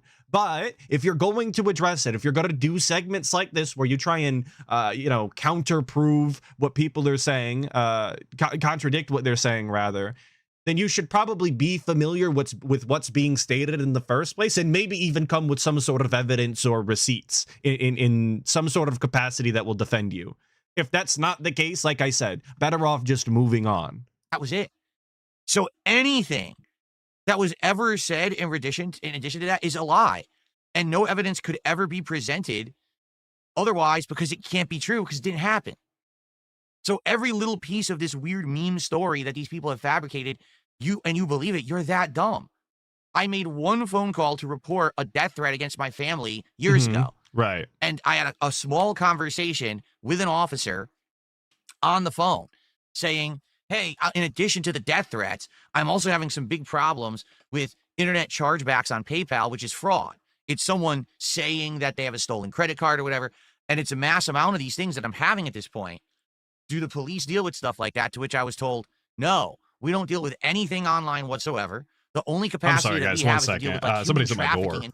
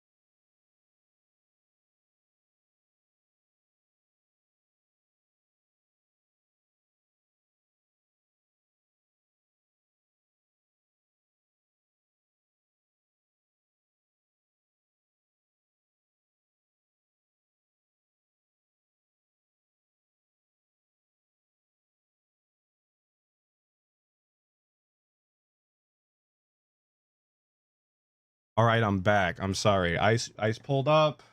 Officer Whitney was there. All of those are true statements. I'm sorry. My apologies. My apologies. Mea culpa. We will continue forward positively. My bad. My bad. Stuff like that, you might want to speak with the FBI, but unless it's of a certain dollar amount, which is That'll be probably removed from thousands the to VOD. tens of thousands of dollars, no one's ever going to really help Nobody you. should be pulling up But to my fucking here's house. a number if you want to call the FBI. And that was the final conversation I ever had with them about anything. No, nothing ever proceeded after that. No one came to my house. No one looked at cameras. This is all complete nonsense. But that's not what she said. She specifically stated that there was no contact made with you in this instance in regards to the driving by and observation of cameras. Again, he would know this if he just watched the content, if he just familiarized himself with the supposed slander that's going on about him all of the time. I'm sure that would be exhausting for him. It probably would be for anybody. But if he's going to address these things, he has to know. Or he's So going to that look entire stupid story like you've this. been told, whoever this fake person or persons are that have been involved on talking on a show, they literally all made it up. It's kind of like, you know what this reminds me of? Many, many years ago, when I left Machinima, all right, and I was looking for another partner network, and I joined Curse. And then basically I got offered an offer that was so good, it was too good to be true, but I wanted to test the waters with this company. and see if they Right. were going to give me managed partner status. So I actually had my other channel, not this channel, DSP Gaming, but I think it was my vlogging channel. I had that channel join their partner network for like 3 Okay. days. And I told them, all right, now give me managed partner status. And they said, oh, we can't do that. And I said, well, wait a minute. That was the agreement, is that you give me managed partner status once I join. What the fuck does this have to do with the 220 thing? Genuine question. What is a situation a decade ago with completely unrelated parties and unrelated companies have to do with actual documentation that was presented just within this past year? Please, somebody connect the dots for me. Put the strings on the pin board and connect the pictures on some Pepe Sylvia type shit, because I'm not following. And if you're going to go back on that agreement, then I completely back out of this deal. And I did. And that was it. I literally never spoke with them again. I detached my channels from them, and that was it. So that was the end of my involvement. From what I'm to understand, this is how crazy this shit gets. There were people claiming they worked for that company, Okay, who were on podcasts and who were saying shit like, oh yeah, we were talking with Phil all this time and this and that. It literally never happened. All the shit that these people make up. Okay, but can you prove that none of that ever happened? Can you prove, like, by showing some sort of DMs or chat logs of the time that none of it ever happened? Could you have addressed it at the time with any sort of receipts or logs? Because if that's not the case, and they could verify any sort of information that hasn't been presented by DSP and prove that it's true, then I'm more inclined to believe them. That's just the way that the court of internet opinion works. And personally, how it's always worked. It's literally this giant, again, we talk about it, the vortex, right? The vortex of nonsense. That's us, of course. That doesn't exist.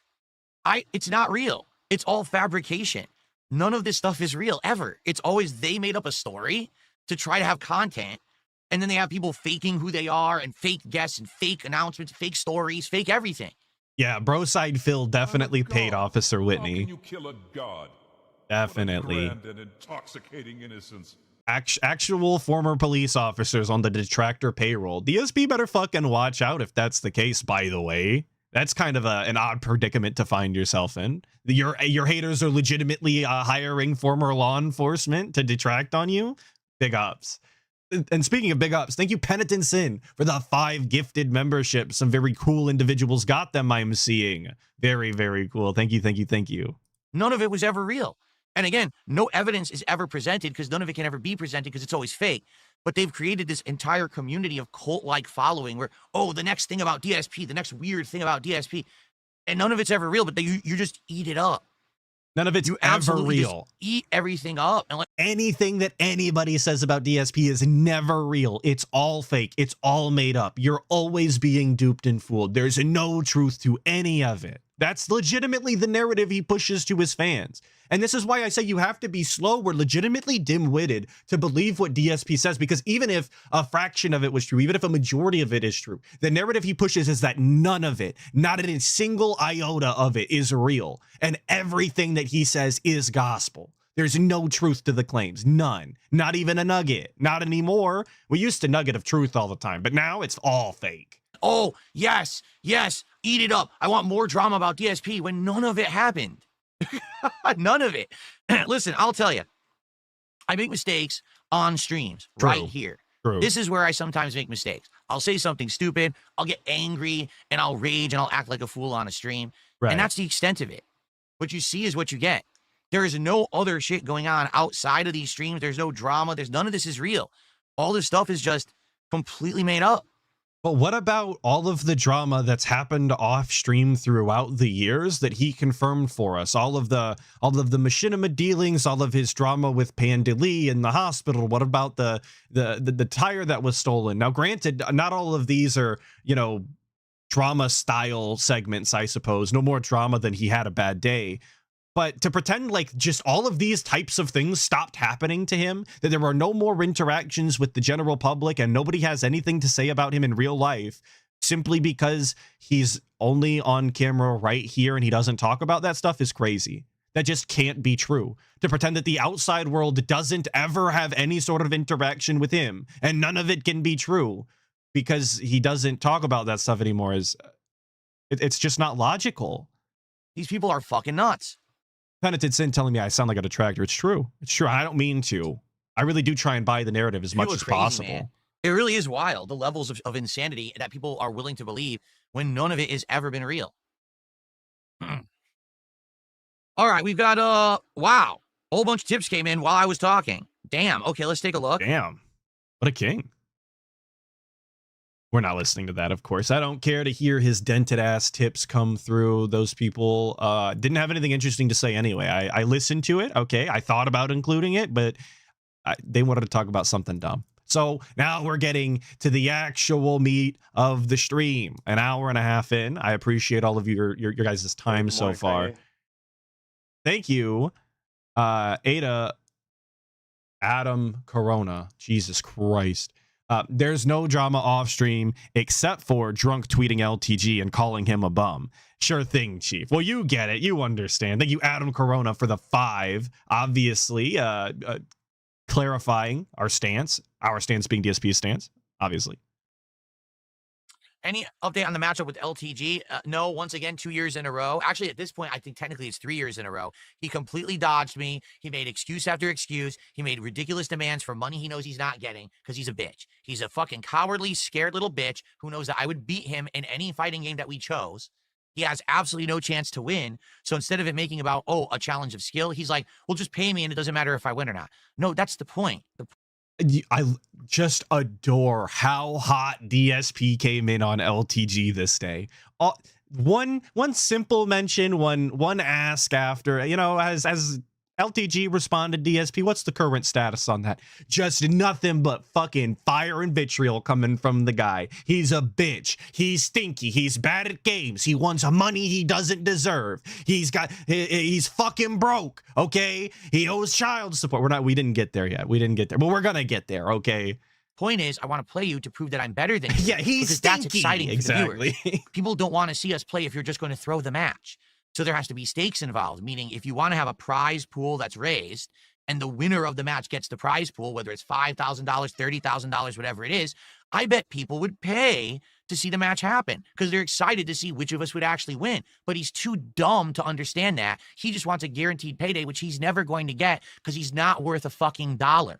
The guy is a absolute fucking waste of everyone's time. He view bots. Okay, but if he's not worth the dollar, then why are we giving him so much airtime? Is that DSP just proving to us, undoubtedly so, that his time isn't worth the dollar? No matter the amount of time spent, it's not worth the dollar? If that's the case, I mean, if that's the logic we're using on LTG here, but we're going to continue to talk about him, that's the only thing that makes sense to me. And thank you, Randy RJ4810. So much for the $20. Thank you. We're going to do it. Atlas tries it after this, but I'm lying. And you say, Philly Boy is the kind of guy where you could have video and photograph proof of Phil lying, and Phil would look at it and be like, that's not me. You're using AI to make it look like me. Nice try, Duns. Which is true. It's absolutely true. And that was always the thing with This Is How You Don't plays that I found so striking, is that DSP to this day will tell you he's a good gamer. To this day, he'll talk about how he's been playing video games professionally and he can play just about any of them and get through them. And you need to look no further than his Dark Souls and Elden Ring playthroughs to know that he's a good gamer because he beat them. While simultaneously every single playthrough he's pretty much ever done has hours and hours worth of footage of him being fucking terrible, just being the dumbest person on the planet, incapable of reading or understanding very basic mechanics. But he'll still obviously say the opposite. It's absolutely insane. He is that guy 100%. You're right. And I appreciate the 20. Thank you. He fakes subs on his own channel. He's got a horrible moral compass, that's for fucking sure. And he has the balls to try to talk shit to me. Me! The guy who's been here before him will be here after him, who's better in every aspect of fucking life than him. He's gonna try to talk shit to me about anything. LTG will outlive DSP. I know that might be a controversial take here, and I don't necessarily even mean in the form of content. But I mean literally in the game of life, because LTG just takes better care of himself, he will outlive DSP. So at least in that capacity, once again, DSP's narrative is completely fucking stupid and wrong. because he is claiming without a doubt that in every capacity he is better than LTG. He's not nearly as charismatic. He's not nearly as funny to listen to. He doesn't come up with nearly the creative ideas that LTG does, even if he's only doing it to say that he's going to butt fuck his viewers or whatever the hell is going on in an LTG stream, okay? He also doesn't take care of himself, and he looks like a fucking bomb.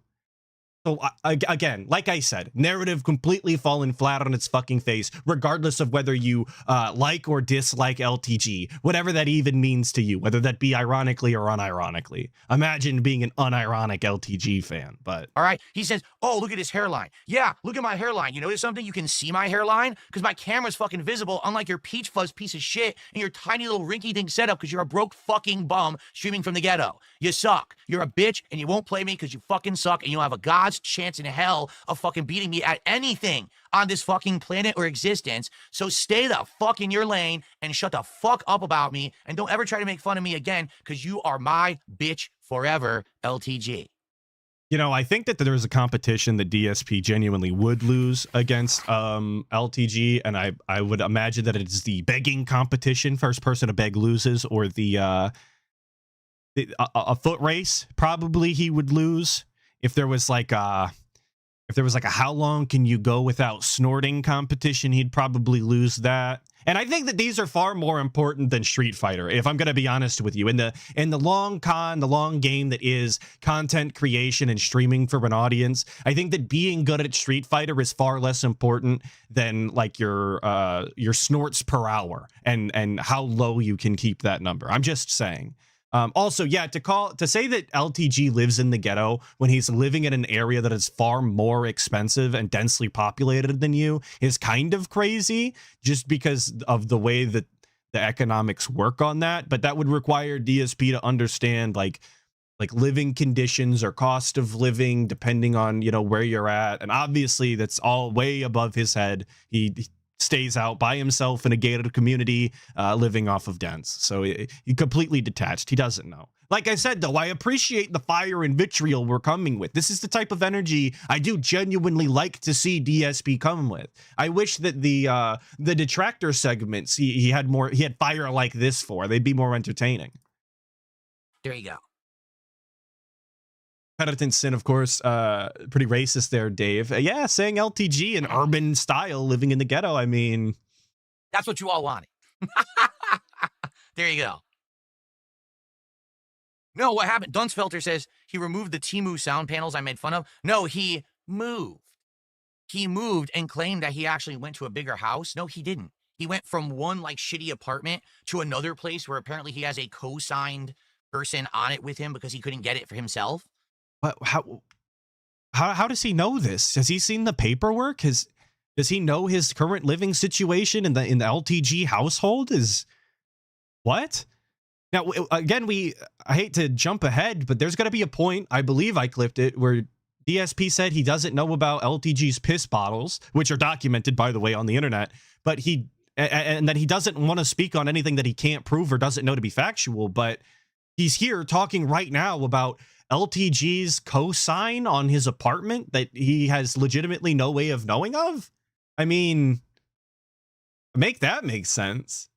He couldn't get the loan or whatever he needed, so he has like a roommate now. Is this kind of information on the LTG Kiwi Farms thread? I don't know. I don't hang out over there, but apparently DSP is. If that's true, you got to be an avid Kiwier, I would imagine, to know things like that. And it's just as shitty. Take a look at his old room and his new room. It looks exactly the fucking same. He didn't go to a better place. He went to an equivalent place, and it looks like shit. Okay, he said it was...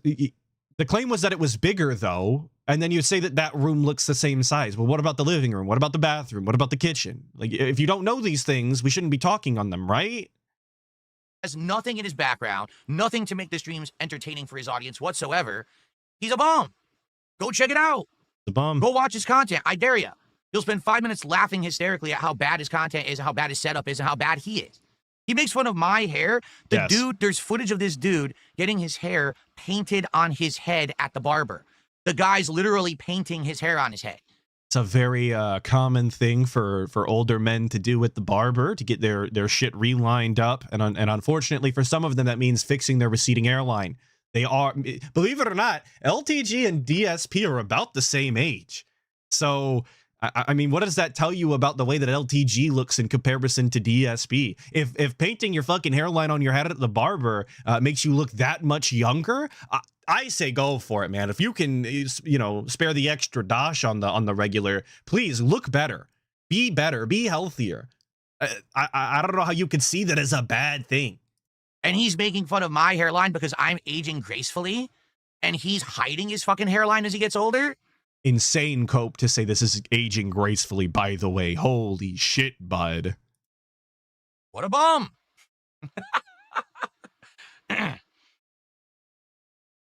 Also, I can't think of anything less bum-like than actively taking care of your appearance. Like that's the last thing that bums do, is look better aesthetically when you visually look at them. DSP thinks that just aging as disgustingly as he is makes him less bum-like, if that makes any sort of sense. It doesn't to me, but very cool silence, by the way. He's scanning, he's looking for confirmation that he's winning. Holy shit, man, say something. He's still going. Oh, he's got a ban. Somebody probably disagreed with his point. He's got a ban. Aging gracefully means that as you get older, you embrace the fact that you're getting older. You don't try to hide it. You don't try to act too young. You don't try to, oh, look, no, I'm actually not 43 years old. I'm 30. So here. That is not what that means, by the way. I'm gonna let him finish here, but I had to stop him early. That is not what aging gracefully means. I have fake hair plants and fucking hair dye and shit. I don't do that because I don't want to hide the fact that I'm getting older, because it's just a natural thing that happens. Okay, everyone should not be congratulations. ashamed. No one should be ashamed that you're getting older. It happens to literally every human in history. There's never been a human that said, hey, I don't have to age. But this is DSP showing what his stance on aging is, that taking care of yourself and actively looking better, and I'm not going to say fighting against your age, but I don't know a way to put it properly other than the way that I've already said, but just taking care of yourself is inherently shameful and fighting your age, when that's just not the case. There's nothing wrong with wanting to look better, whatever that means to you. For some people, that means worse to me, but you get what I'm saying. This is just DSP once again proving that he doesn't give a shit about the way that he looks or the way that he exists on this planet, and he thinks that he's taking some sort of high road here. Thank you, Sleefa. That's the way you're getting called from now on. For the 17 months, saying, but he dyes his hair, doesn't he? That's what they claim. That's what they say. I have no confirmation. I've never seen the receipt, dude, and I don't want to talk about things I can't prove, of course. And infamous KS117 for the 2, saying gracefully equals look like complete crap and unhealthy. Yeah, obviously. That's why people say, like, people were talking about Pamela Anderson. She's in that new movie Naked Gun with Taken Guy that I'm drawing a blank on. He was also in Gangs of New York. He's also my dad in Fallout 3. Liam Neeson. There we go. I got there eventually. They say Pamela Anderson is aging more gracefully without her makeup. So no, she's not, because she doesn't look like complete crap, obviously. So why would you hide it? Why would you go to the barber and have they paint the fucking hair on your head? Why would you? Did you see that LTG's camera actually used to be better quality? And he downgraded the quality of his camera because he doesn't want you to see him. He wants to hide the fact that he's getting older. So he actually has a blurrier camera now than he used to have. It's remarkable.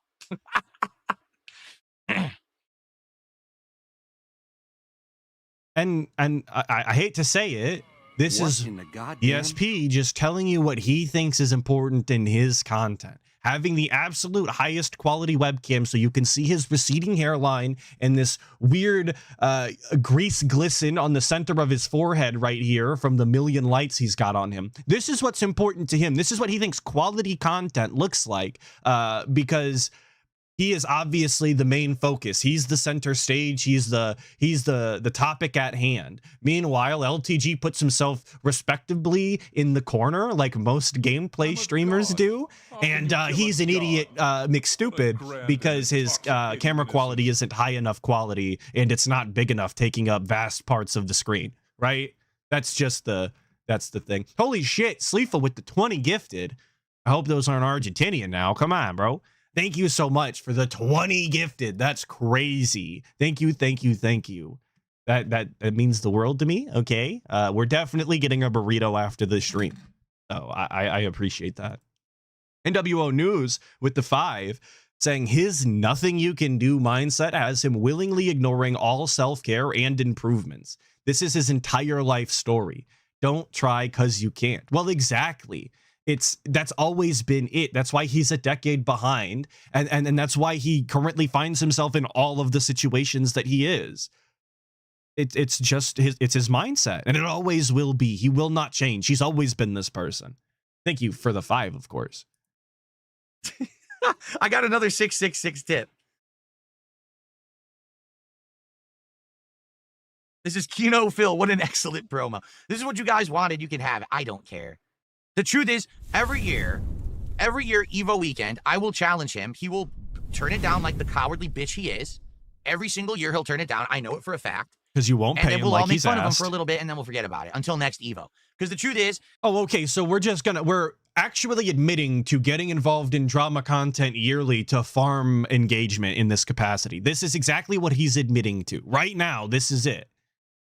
So all of that shit that he talks about, oh, detractors and these misery merchants and these fucking drama hounds online, they get involved in this shit because they're incapable of making real content that's meaningful and positive. They can only get ahead by tearing people down. This is him confirming this will be a yearly cycle, that he will continue to cash in on this cow yearly when it's relevant and continue to make money and monetize it.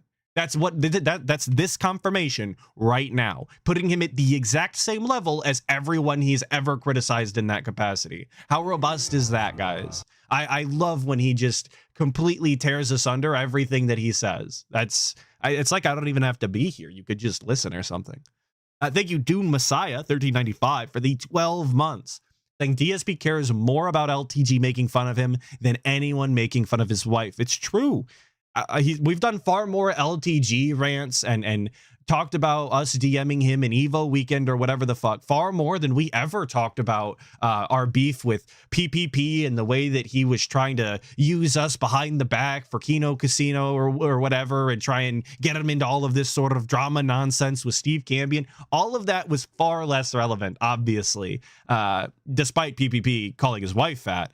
All of that was far less relevant than LTG, a man that just wants nothing to do with him and wants to be left alone. People want to see the match. They would love to see me versus him in a fighting game, whether it's Street Fighter 6, a classic fighter, whatever the fuck it would be. I would practice whatever it is, so I would beat his ass easily. I would. It would be like a spanking. It wouldn't even be like a competitive match. It would be like we turn it on, and it's just like this constantly, and everyone just laughs and points at him because he's a fucking joke. And that would be the end of it. And everyone would enjoy it and have a great time, and it would go down in history as one of the best fighting game streams in history. Sure, it would be toxic, but it would be so virally popular. It would not be one of the best fighting game matches in history. I mean, maybe for entertainment value, if you value a lolcow matchup, but as far as legitimate care for fighting games or the history of fighting games in any sort of competitive setting, especially during Evo weekend, yeah, absolutely not. Nobody gives a shit, dude. This is just that delusions of grandeur that he suffers from so often, right? Nobody cares about DSP or LTG in the real world. It's only us sick weirdo detractors that care about either of these individuals. And I hate to share this now. I would love to save it till the end of the stream, but since you're all here now, I have terrible news. I've just received word about 23 minutes ago that I will not be on WPIG tomorrow. I know you're all reeling. You want the return of Ack the King. That it will not be happening. There's no 8 p.m. stream with Atlas, at least tomorrow on WPIG. I hate to do it. Next week for sure, he claims. So I guess change your plans.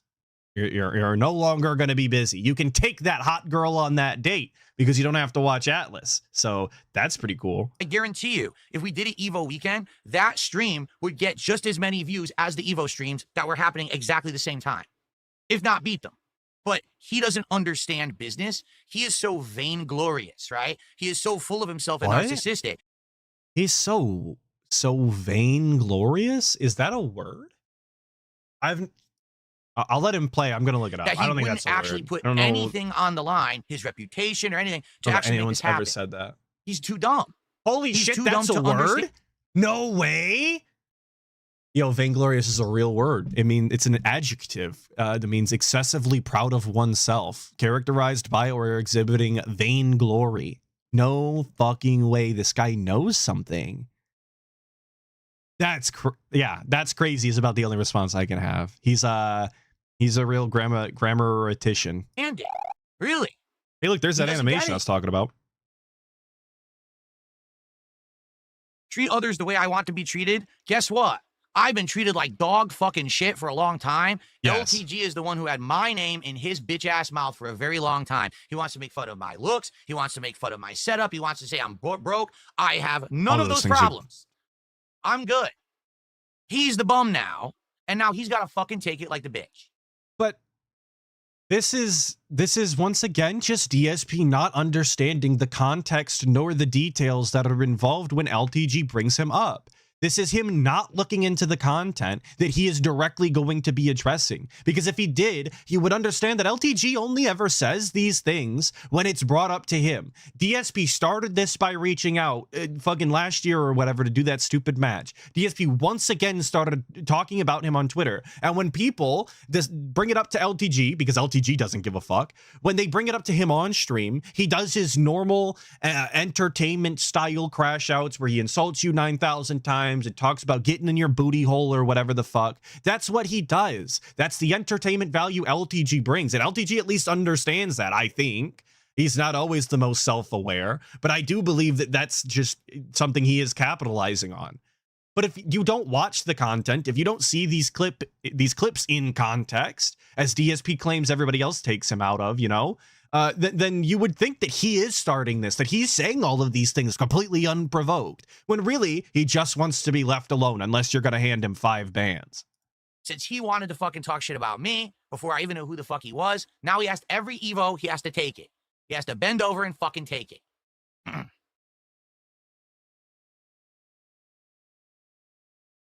Also, telling another man he has to bend over and fucking take it is just horrible optics. That's terrible. That's no good. That's very bad. I don't know why you would want to say that. I don't know why that's your threat. It's very LTG tier there, I guess. The low tier god tier, of course.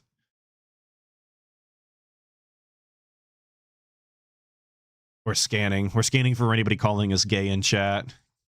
Despite me saying I'm gonna butt fuck a man, nobody's allowed to call me gay. Okay, sound good? Right. Sounds good to me. All right, I gotta get out of here. We're now pretty late, guys. All right. Well, I hope that you guys enjoyed chilling with me tonight. Isn't it funny? I'm not playing a boring ass fucking Nintendo game, right? I'm not playing Donkey Kong Bonanza. Instead, we're literally just sitting here, having fun, chilling. Is this fun? I thought we didn't do drama content. I thought we weren't into that kind of thing. I thought that the robust positivity of gameplay was the fun that DSP expected on every single stream. This is fun? Okay. We're just going to change the definitions now. And everyone has a great time, and forward. people support the stream. Isn't it funny?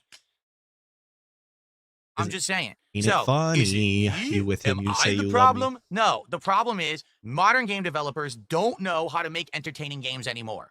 They think on paper this game looks good. On paper, this game has gameplay. This game has this many levels. This game has good graphics. But is it fun? Did you have a single person play the game and tell you if it was fun all the way through? Or did you just think you were making a good game because you're Nintendo and you're so full of yourself? So here I am 20 hours into the game. I'm bored as shit. But I'm going to finish it. I mean, I put so much time invested in this game. I'm going to try to finish it. But man, it's boring. Very boring. Nowhere. Nobody likes fucking Donkey Kong, dude. They hated it. The 18. If you guys didn't know, I guess I never stated this, and I don't think that anybody watches the gameplay. This was immediate. Tuesday was the night stream where he didn't play Donkey Kong Bonanza because he made $18 on the day stream and just straight up wage quit it for the day. He's like, I'm not playing this shit anymore. I have to recoup my losses on the day stream by just talking shit about LTG. Like that's legitimately the strategy here. We're popping off and crying and complaining about LTG and spitting super hot fire over here because we didn't make enough money on the fucking Donkey Kong stream. Near as good as Super Mario Odyssey was. That's what I was hoping from this game, and we didn't get it, and I'm very disappointed we didn't get basically Mario Odyssey 2. Instead, we got a really boring take on a collectathon. That's the other fun thing. They wanted to do a spiritual successor to Donkey Kong 64, but try to make it good. Aren't you aware that Donkey Kong 64 is awful? That Well, then it sounds like that's a very good goal to set. To try and make your game better than a game that's awful sounds like a positive. So what's the complaint here? collectively the gaming community agrees it's the game that killed the collectathon genre, and people stopped making them because it was so bad. So why would you want to do that again? Oh, well, it's 25 years later. It's still bad 25 years later. We didn't want to go back to the collectathon formula. That's why we went away from it. Why? And I see people saying in chat, shut the fuck up, Donkey Kong 64 is a goat. Donkey Kong 64 is not that bad. The only people I've ever heard say that Donkey Kong 64 is a bad game are the people that wanted to 100% it, which I always think is a very strange thing to want to do in a collectathon anyway. But aside from that, most people I know that played Donkey Kong 64 look back at it fondly because they didn't do that. Because they played the game to the point at which they had fun and then no more, as you probably should with video games. But of course, that wasn't DSP's prerogative. He felt inclined to 100% it so that he could talk about it indefinitely as the worst game he's ever played. Would you make another one? I don't know. Another tip. I really got to get out of here, but I got another 666 tip from Chocoboko. Before I go, let's see that animation one more time. Thank you, Chocoboko. It's strange to want to collect everything in a collectathon. No, I think it's, I always think it's odd that if you're going to 100% a game, you would 100% a game. Maybe I'm diminishing the amount of effort it requires to collect in a collectathon, but it seems weird to me to want to collect a bunch of things all of the time rather than, like, I guess, do challenges or engage in the mechanics in a harder or more intricate way to try and do weirder challenges for, like, achievements or something. But that's just because I'm an achievement whore and I don't really like collectathons. That's a biased take. A based take, of course, because it's mine, but a biased take nonetheless. One more time for Chocoboko it is. Thank you so much for your support tonight. People really like to see my ass burn and hear the flames singe the hairy butts, huh? All right. So I was up to 88. I didn't add that, then another 6. Gets me to 94.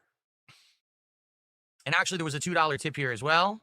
I hate these sound effects, by the way, on DSP streams. I know I Who's your talked about them favorite promo? earlier, and I was saying that the dents should be running all over themselves to hear them, but honestly, I do not like them. I do find them quite distracting as I listen to DSP on the side. I always think that there's something else going on. I'm just not used to him having anything else playing, and that's the way I would prefer it. Oh, watching wrestling. Oh, dude, there's so many good promo cutters. There's not just one. Just off the top of my head, Chris Jericho. How did I include this? HBK back in the day. There's so many good wrestling promo cutters. What Me Worry just dropped a 5-sub bomb over on Kick. 5 subs from How did I What Me include this? Worry. I did see it. And it looks pretty much like Virtua Fighter with really realistic graphics, does it not? That is ludicrous. The man is not worth a quarter. Oh, okay, Not okay. There's more 25 LTG in here. That was why I included it. Sorry, I didn't care about. No, I don't care about wrestling, and I didn't give a fuck about. Would I play whatever LTG the if hell his else fee he was was paid by talking about. others? No. I will play LTG if he wins money by beating me. That is the only circumstance where he should earn money. He should not be paid a fee to play me. That is ludicrous. The man is not worth a quarter, not 25 cents. You understand? He's worthless. But if he wants to beat me, then he should earn the money. That is the circumstance. That should happen. That is the rules and the setup of the fight. All right, so there you have it. There's your first LTG segment. A couple of people have asked me, am I gonna cover the Begathon? Did I see the Begathon? The Begaman Begathon even? I apologize. I already covered it. I summarized it at the beginning because it was a waste of fucking time and it sucked. And I didn't want to show any clips from it. That's how you know DSP content is really bad. When even I don't want to show clips from it because it sucks. So there was a summary at the beginning where I told everybody that they earned their Begaman Begathon 2, and then they can look forward to that at the end of the month. He apparently got really, really drunk and scammed people out of a DSP Tries It. I don't know that he took all of his shots either. I never got confirmation on that, but When is my wife returning on Are stream? you too I have young no for idea. Mega Man? Yes, I am. I was listening to the audio and I had to turn it off because the sound effects were incredibly fucking obnoxious, and I've never enjoyed a Mega Man game. It's true. It's true. When is my wife returning on stream? I have no idea. Whenever she so feels like she wants to return to stream for any reason. Okay. You know, we had plans last year. Those fell through because of personal reasons. And she may or may not return whenever she sees fit. Because of personal reason, and this is why I included this, by the way. This is an LTG segment. Sorry, we moved on to the second LTG segment. I didn't say that. But I included this segment because when he says that they didn't due to personal reasons, it sounds like there's some sort of like relationship problem. And maybe that's not the case. Maybe I'm thinking too deep, of course. But you have to understand that type of wordage is exactly the type of thing that sounds like relationship issues, like you weren't getting along, like you didn't agree on something behind the scenes, right? Unrelated even to the stream at all. But of course, we're not allowed to speculate. He's allowed to be incredibly vague and use wordage like that, and nobody's allowed to say anything about it, of course. Of course. We haven't even had a discussion about it probably in the last 6 to 8 months. It's just not on our minds. We're totally busy with our personal stuff going on outside of these streams. We don't really think about a crossover between the private and the public. We don't. What's in this studio stays in this studio. What's outside there stays out there. So we don't even talk about like a crossover. and to call it a crossover is wild. A crossover with your wife is such a weird way to put just having your significant other on the stream, right? Am I weird for thinking that that's the case? And also, I don't know how you can be streaming every single day for 1 billion hours a day or whatever the fuck DSP claims, and you guys never talk about potentially her coming back on the stream when that was an idea that you both agreed on and thought would be fun. You never talked about it again, despite you still streaming regularly every day. It never comes up in conversation. She never asks, hey, does anybody still ask about this? I'm still interested in playing these games that we thought about playing together on the stream. Like none of that ever gets brought up. So you just don't talk to her then. You just don't have conversations. He can't have anything else to talk about. He doesn't do anything other than stream. So how do you bring up the topic of the games you were playing or the trailers you watched on the stream and just you guys never ever discuss whether or not she could potentially come back on? I just don't see how that's how conversations work. It just seems like a natural evolution, I would think. Inevitably, eventually.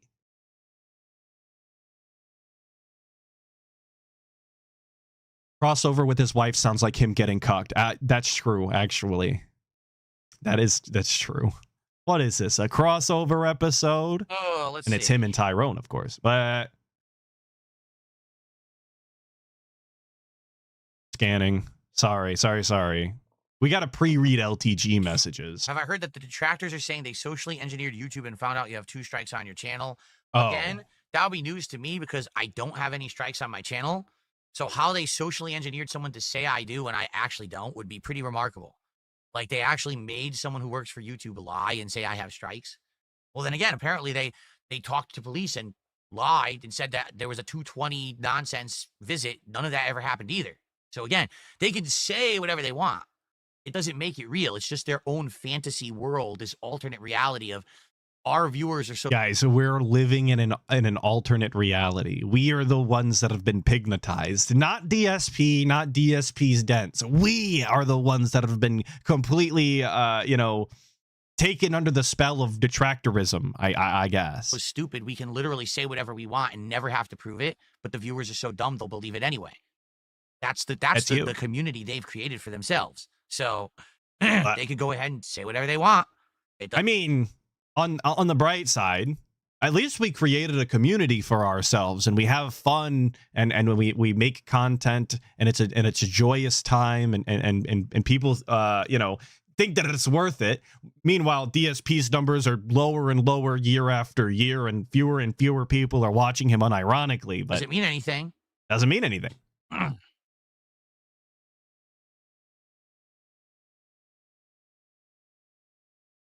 It's not paused, I promise. He's just he's looking, he's lurking. If you're wondering why the text on his screen is green, actually, it's because he played the RoboCop DLC this weekend, and of course, RoboCop's internal font is green in the movie, so it had to be green this day. That was a segue to tell you that he played the RoboCop DLC, and if you didn't see it, it crashed 3 times in the span of 2 hours, so he quit playing and talked about possibly getting a refund or putting off the playthrough until it gets fixed. That was a bad segue, but you're welcome nonetheless. Now you're informed about the RoboCop wage quit. So, also the support wasn't there and the people, the viewership, but that's far less important. What kind of fish are on my shirt? Blue fish. They're blue. Blue fish are on my shirt. That's the kind. You know, sometimes I cut these and I wonder why I cut them this way. I've already answered that question about LTG. Okay, here we go. We finally got to it. Sometimes I think Atlas of the Past is trolling me, and I wonder what he was thinking during The these. only way that I'm going to play against LTG is if there's stakes involved, meaning he earns There's going to be a cookout. A prize pot if he beats me. He does not get anything if he doesn't beat me. That's the point. That's why I want to play him, to crush him and show that I'm better than him at Street Fighter, period. I want to play him because I want to crush him, period. That's it. That's my goal. I want to crush him, obliterate him, devastate him, tarnish his name, okay? I want to eviscerate LTG in a video game. But every time that it gets brought up, it turns into, how much can you lift? What's with your hairline? That's a fair question. Wait, but what are you talking about? The point I made was Street Fighter. I said, Street Fighter. I challenge you to Street Fighter. I'm better than you at Street Fighter. Let's play Street Fighter. And then he says, oh, but you got to get your sexy going. You look like Burt Reynolds and this and that. What are you talking about? No. You know, I remember a guy goes by the name Philip Burnell that when he requested that somebody was requesting to be on a stream, some fella named Rich of Review Tech USA, I think. He was requesting to be on the stream, and DSP made some strange demands as well, trying to tell him that he's not allowed to be like inebriated or under the influence or something, as if that had any sort of, you know, bearing on DSP's end of the stream. I remember that, but it's absurd to think that LTG would expect some sort of I guess physical effort being put in on the behalf of DSP to make the stream more visually appealing, and the fact that he's not an ugly fuck. I don't think that those two situations are really all that different in the fact that they really don't matter either way, and they're both equally absurd, if that makes any sort of sense. Thank you, Adam Corona, once again, for the 2, saying more like Burp Reynolds. Well, it's true. I don't think that's an original joke, though, so I'm going to have to dock points out of your score. I'm going to give it a 7 out of 10, but it is true. Burp Reynolds is hilarious. Oh, we're talking about Street Fighter. Do you not understand that there's a topic that I brought up, and that's what I'm interested in? I'm not interested in any of your other weirdo, pseudo-gay fascination shit that you have. What? Pseudo-gay? Is that like is this what the kids are doing now? Is this the next evolution of gay is pseudo-gay? I haven't heard about this. I don't know anybody that is pseudo-gay. If anybody is gay in chat and could let me know if this is the new thing that's going around. Whatever that complex is that you have, that's your complex. You got to deal with that on your own. I'm not involved in that. I'm challenging you to Street Fighter. And if you beat me, you earn whatever this prize pot is that you want, or you lose, and then you can't ever fucking talk shit about me again because you're a bitch, which is what you are now. But he won't be a man and step up and just address the topic. It's literally the most redirect ever. That's all he can do. It's literally the most redirect ever. I hate to get caught up on the weird ways that DSP says things, but like, what an interesting sentence he's formulated there. Ice pod is that you want, or you lose, and then you can't ever fucking talk shit about me again because you're a bitch. Because you're a bitch, which is what you are right now. What you are now. True. But he won't be a man and step up and just address the topic. It's literally the most redirect ever. That's all he can do. Right. Because he knows he can never beat me in Street Fighter. I heard him say, oh, forget Super Turbo, Street Fighter 2 Turbo, but I'll beat him in Street Fighter 3 Up. No, I would beat him in a Street Fighter 3, Third Strike. I would beat him in Capcom vs. SNK 2. Okay. I would beat him in any versus game. Literally any one, I would defeat him in. It's a lot of confidence coming from DSP, by the way. Huge confidence coming from DSP. A guy I see routinely getting smacked online, at least weekly when he plays these games. Well, I don't know why we're gonna sit here and pretend like we're the GOAT and that we never get beat when there's actual normies that are beating him regularly. Okay, no lie. Any of those class, anything from X-Men versus Street Fighter all the way through Marvel vs. Capcom 2, I would beat him. Okay, modern games, I would have to play them because the thing is I don't play the modern games. Oh, okay. So you're only challenging him to all of the games that you're familiar with, and he wants to challenge you to the games that he's familiar with. Now, I kind of understand why this isn't happening. I understand where the miscommunication is happening and the lack of progress being made on setting this matchup. It's almost like you're talking past each other then. Like Street Fighter 4, I never really played competitively. I don't even know how I would learn it because there's not an active community. Street Fighter 5, I will never learn. I hate the game. Street Fighter 6, if that's the game that was chosen, or one of the games that was chosen, I would actively practice it, and I would beat him because I would be better than him. I was better than him when I was actively playing it, but I stopped actively playing it because I don't like it. But I would still be better than him, and I would beat him at that too. Was he actually better than LTG? Is this provable fact? Was there like a comparable ranking at this at a similar time even? Because even if DSP was a higher rank earlier on in the game, I would imagine it would be a much more difficult challenge to be a higher rank later into the game because the normies fell off and only people who enjoy the game continue to play, and they're probably better. So was DSP and LTG of equivalent, or was DSP a higher rank at the same time in Street Fighter 5? Like I don't have that information in front of me. And I feel like if he's going to say these things so confidently, with so much fervor, that maybe he should have these kinds of records to pull up to kind of back up what he's saying. I think that's what somebody who really talks shit would have done. But so Third Strike, CVS 2, literally any of the classic versus games, and Street Fighter 6, I am better than this guy at and will beat him. Hands down, 100% guarantee I would just wipe the floor with this fucking guy. Okay? 100%. But it is on record and recorded that in Street Fighter 4, he got beat by LTG in a real game. Like that is actually how the history worked out. So I'm struggling to see where all of this bravado is really coming from other than ego or vaingloriousness that DSP is suffering from, if I'm going to try and co-op his word here. But that's the discussion that I'm having. His discussion is, well, how much can you bench press? What are you talking about? We're talking about Street Fighter. It's almost like his brain purposefully, when he's scared, deflects and goes somewhere else. So when someone presents him with Rich coming from DSP, isn't it? That when he feels offended or slighted or insulted in some sort of way, he's not very confident. He shifts to something else and immediately tries to get off of the topic and obfuscate what's going on. Weird, huh? Very weird for DSP to call that out. Something he can't handle, he immediately deflects. Someone said to him on his stream, did you ever take MMA classes or any kind of like kung fu self-defense classes? And he's like, don't ever ask me that question again. Deflect, immediate. How is that a deflection? He's not interested in talking about that. Maybe like the guy that we're watching right now, this is some weird, obscure meme or detractor saying that he's tired of hearing and is hinting at some sort of inadequacy that he feels deep in his heart. Kind of like helicopter or horse being banned in DSP's chat. Like, he's not willing to give any other lolcow the benefit of the doubt of being a lolcow, despite him being well aware of the kind of things that go on and the ways that you kind of have to behave if that's your status, right? It's so weird to me that he's so negative and ready to shit on other people who are in similar situations to himself, and that he's so like purposely misunderstanding of them.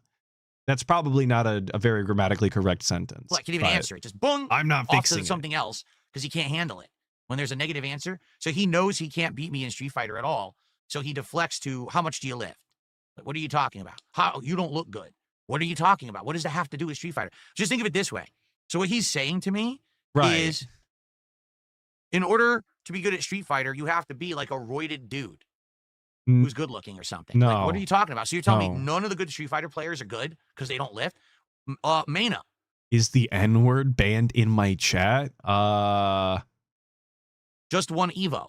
How I'm much gonna does he move bench on press? If positively. he doesn't Unless you're bench- talking about Enwa. Enwa is allowed in the chat. Real Morrowind enjoyers know you can call people Enwas at any level and whenever you want. press 315, I guess he's a scrub, right?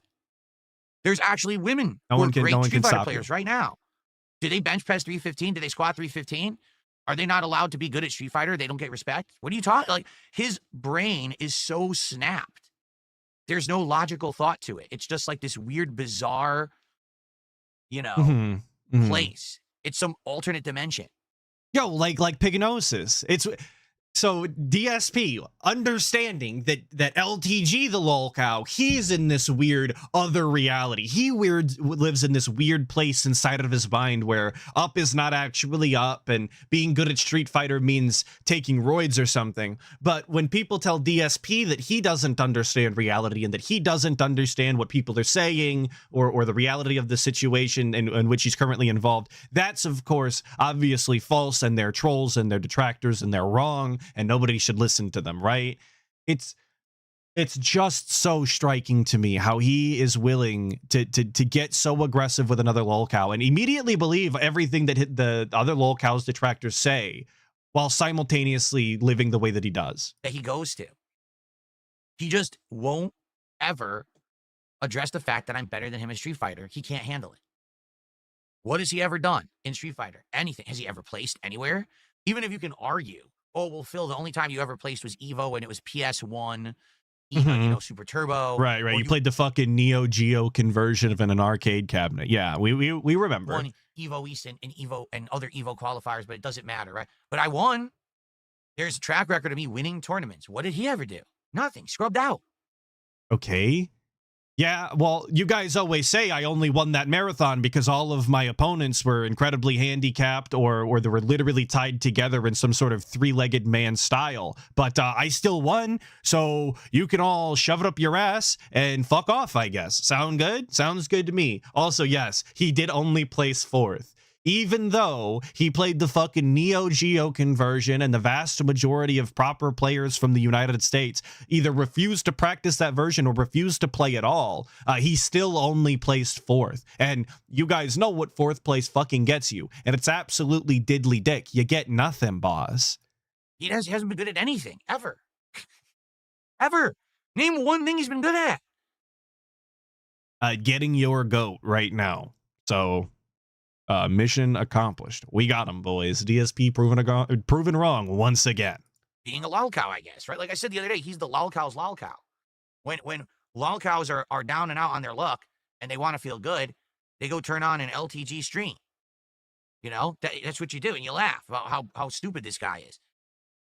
Dude, again, absolutely crazy to say this about LTG when it's categorically proven factual that this is what other lolcows do to him. This is why they do DSP segments on Kino Casino. This is why they do DSP segments on Lolcow Live. This is exactly what people do to him. Nobody gives a fuck about LTG. Like, as big as lolcow as LTG is, he's not nearly considered as pathetic as DSP in any capacity in any circle. It's just not the case. It's not true. This is the pignosis that DSP lives in. Anyway, so you asked, there's the answer.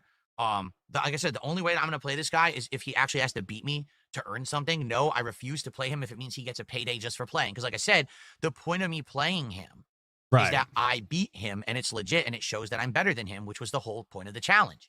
All DSP wants out of this is to prove he's better than LTG. Just think about that. That's what he just said. The whole point of this is to prove that I'm better than LTG. What does that mean that much to you? You want to be better than Dale Sparrow? Who gives a shit? Is this your life's goal? This is the zenith. This is the highest mountain you're ever gonna climb. Fuck your wife, fuck building a family or actually ever owning your house or any of those things. The thing that matters the most to DSP is beating fucking Dale in Street Fighter. Holy man. If he gets a bag of money to play me and he just throws the match and runs away, then there was no point to doing the match. He made money and I got nothing out of it. What's the point? I do have to agree, at least in this way. The fact that LTG basically confirmed that he wouldn't care about the match despite being paid and wouldn't give it his all, and even if he lost, he wouldn't be trying. That is kind of that is incredibly bitch made. There's no kind of about it. That is incredibly pussy. I have no respect for that. That's lame as shit. I would expect that if you're given money, you at least put the full effort in. I think that's the reasonable thing to expect. So. Incredibly bitch made, but whatever. It is And the fucking internet doesn't want to see LTG. that either. Do you want to see him make money, throw a match, and then run away? What's the point of that? Well, none of us get any enjoyment out of that at all. You want to see us actually going crazy, fighting each other, and seeing who's legit better, whether it's me spanking him or him spanking me. Either way, you guys would get entertainment out of that, right? If it's just me spank him and he says, well, I threw the match, what's the fucking enjoyment of that? It has to be he has to play hard to earn something he's never done in his life. What has he ever done hard to earn? What has he ever done hard to earn? What?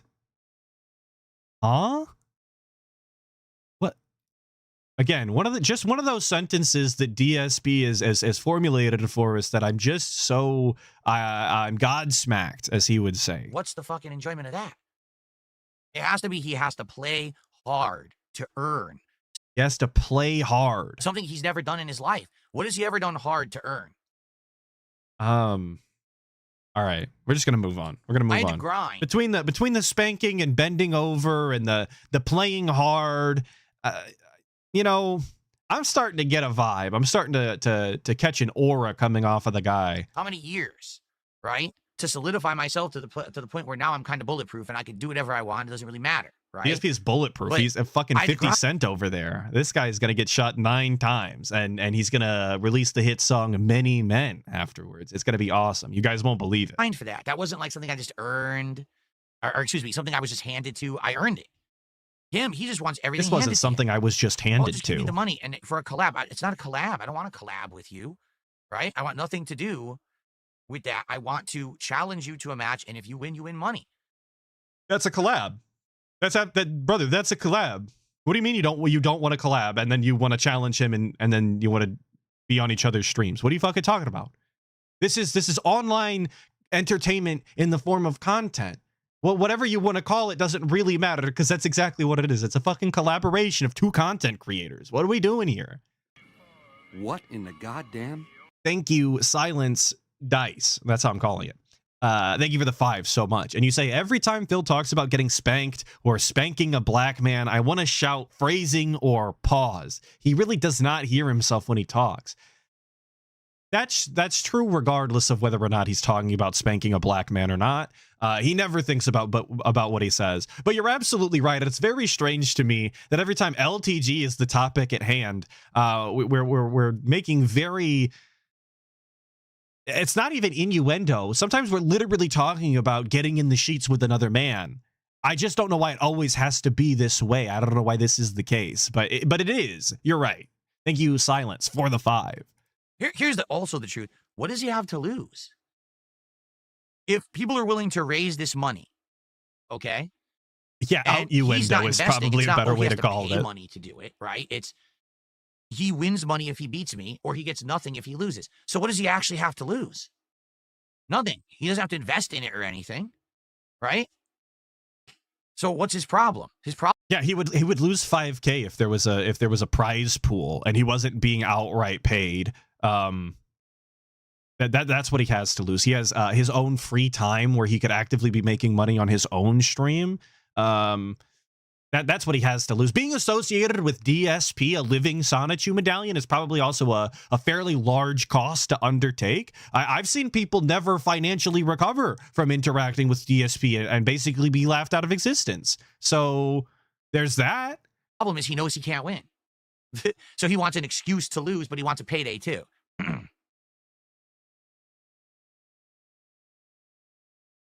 All right, so that's the end of that clip. We do have one more short clip that I felt like I would be doing a huge disservice to all of you if I didn't show you, because I just found it so disgusting, so utterly grotesque, because it's just so disrespectful. So big ups, Mr. Ludacris. It's cropped off the screen. you can't see it, but this was I saw this post through him, and then of course Poems Future, thank you so much for clipping this, because I didn't want to go get the 25 seconds out of a fucking 2-hour pre-stream that was worth this. So this is DSP talking about not being a wagey, of course. What's the minimum wage per hour in Washington? No, I wouldn't know that. I don't work any job that's minimum wage. I don't know that you can hear that. Far Thank you. surpassed that. How would I know? That's not a matter that concerns. I am your king. And this is the part that kills me is how would I know what minimum wage is in Washington? To act like he's better than that when his wife literally works retail in the state.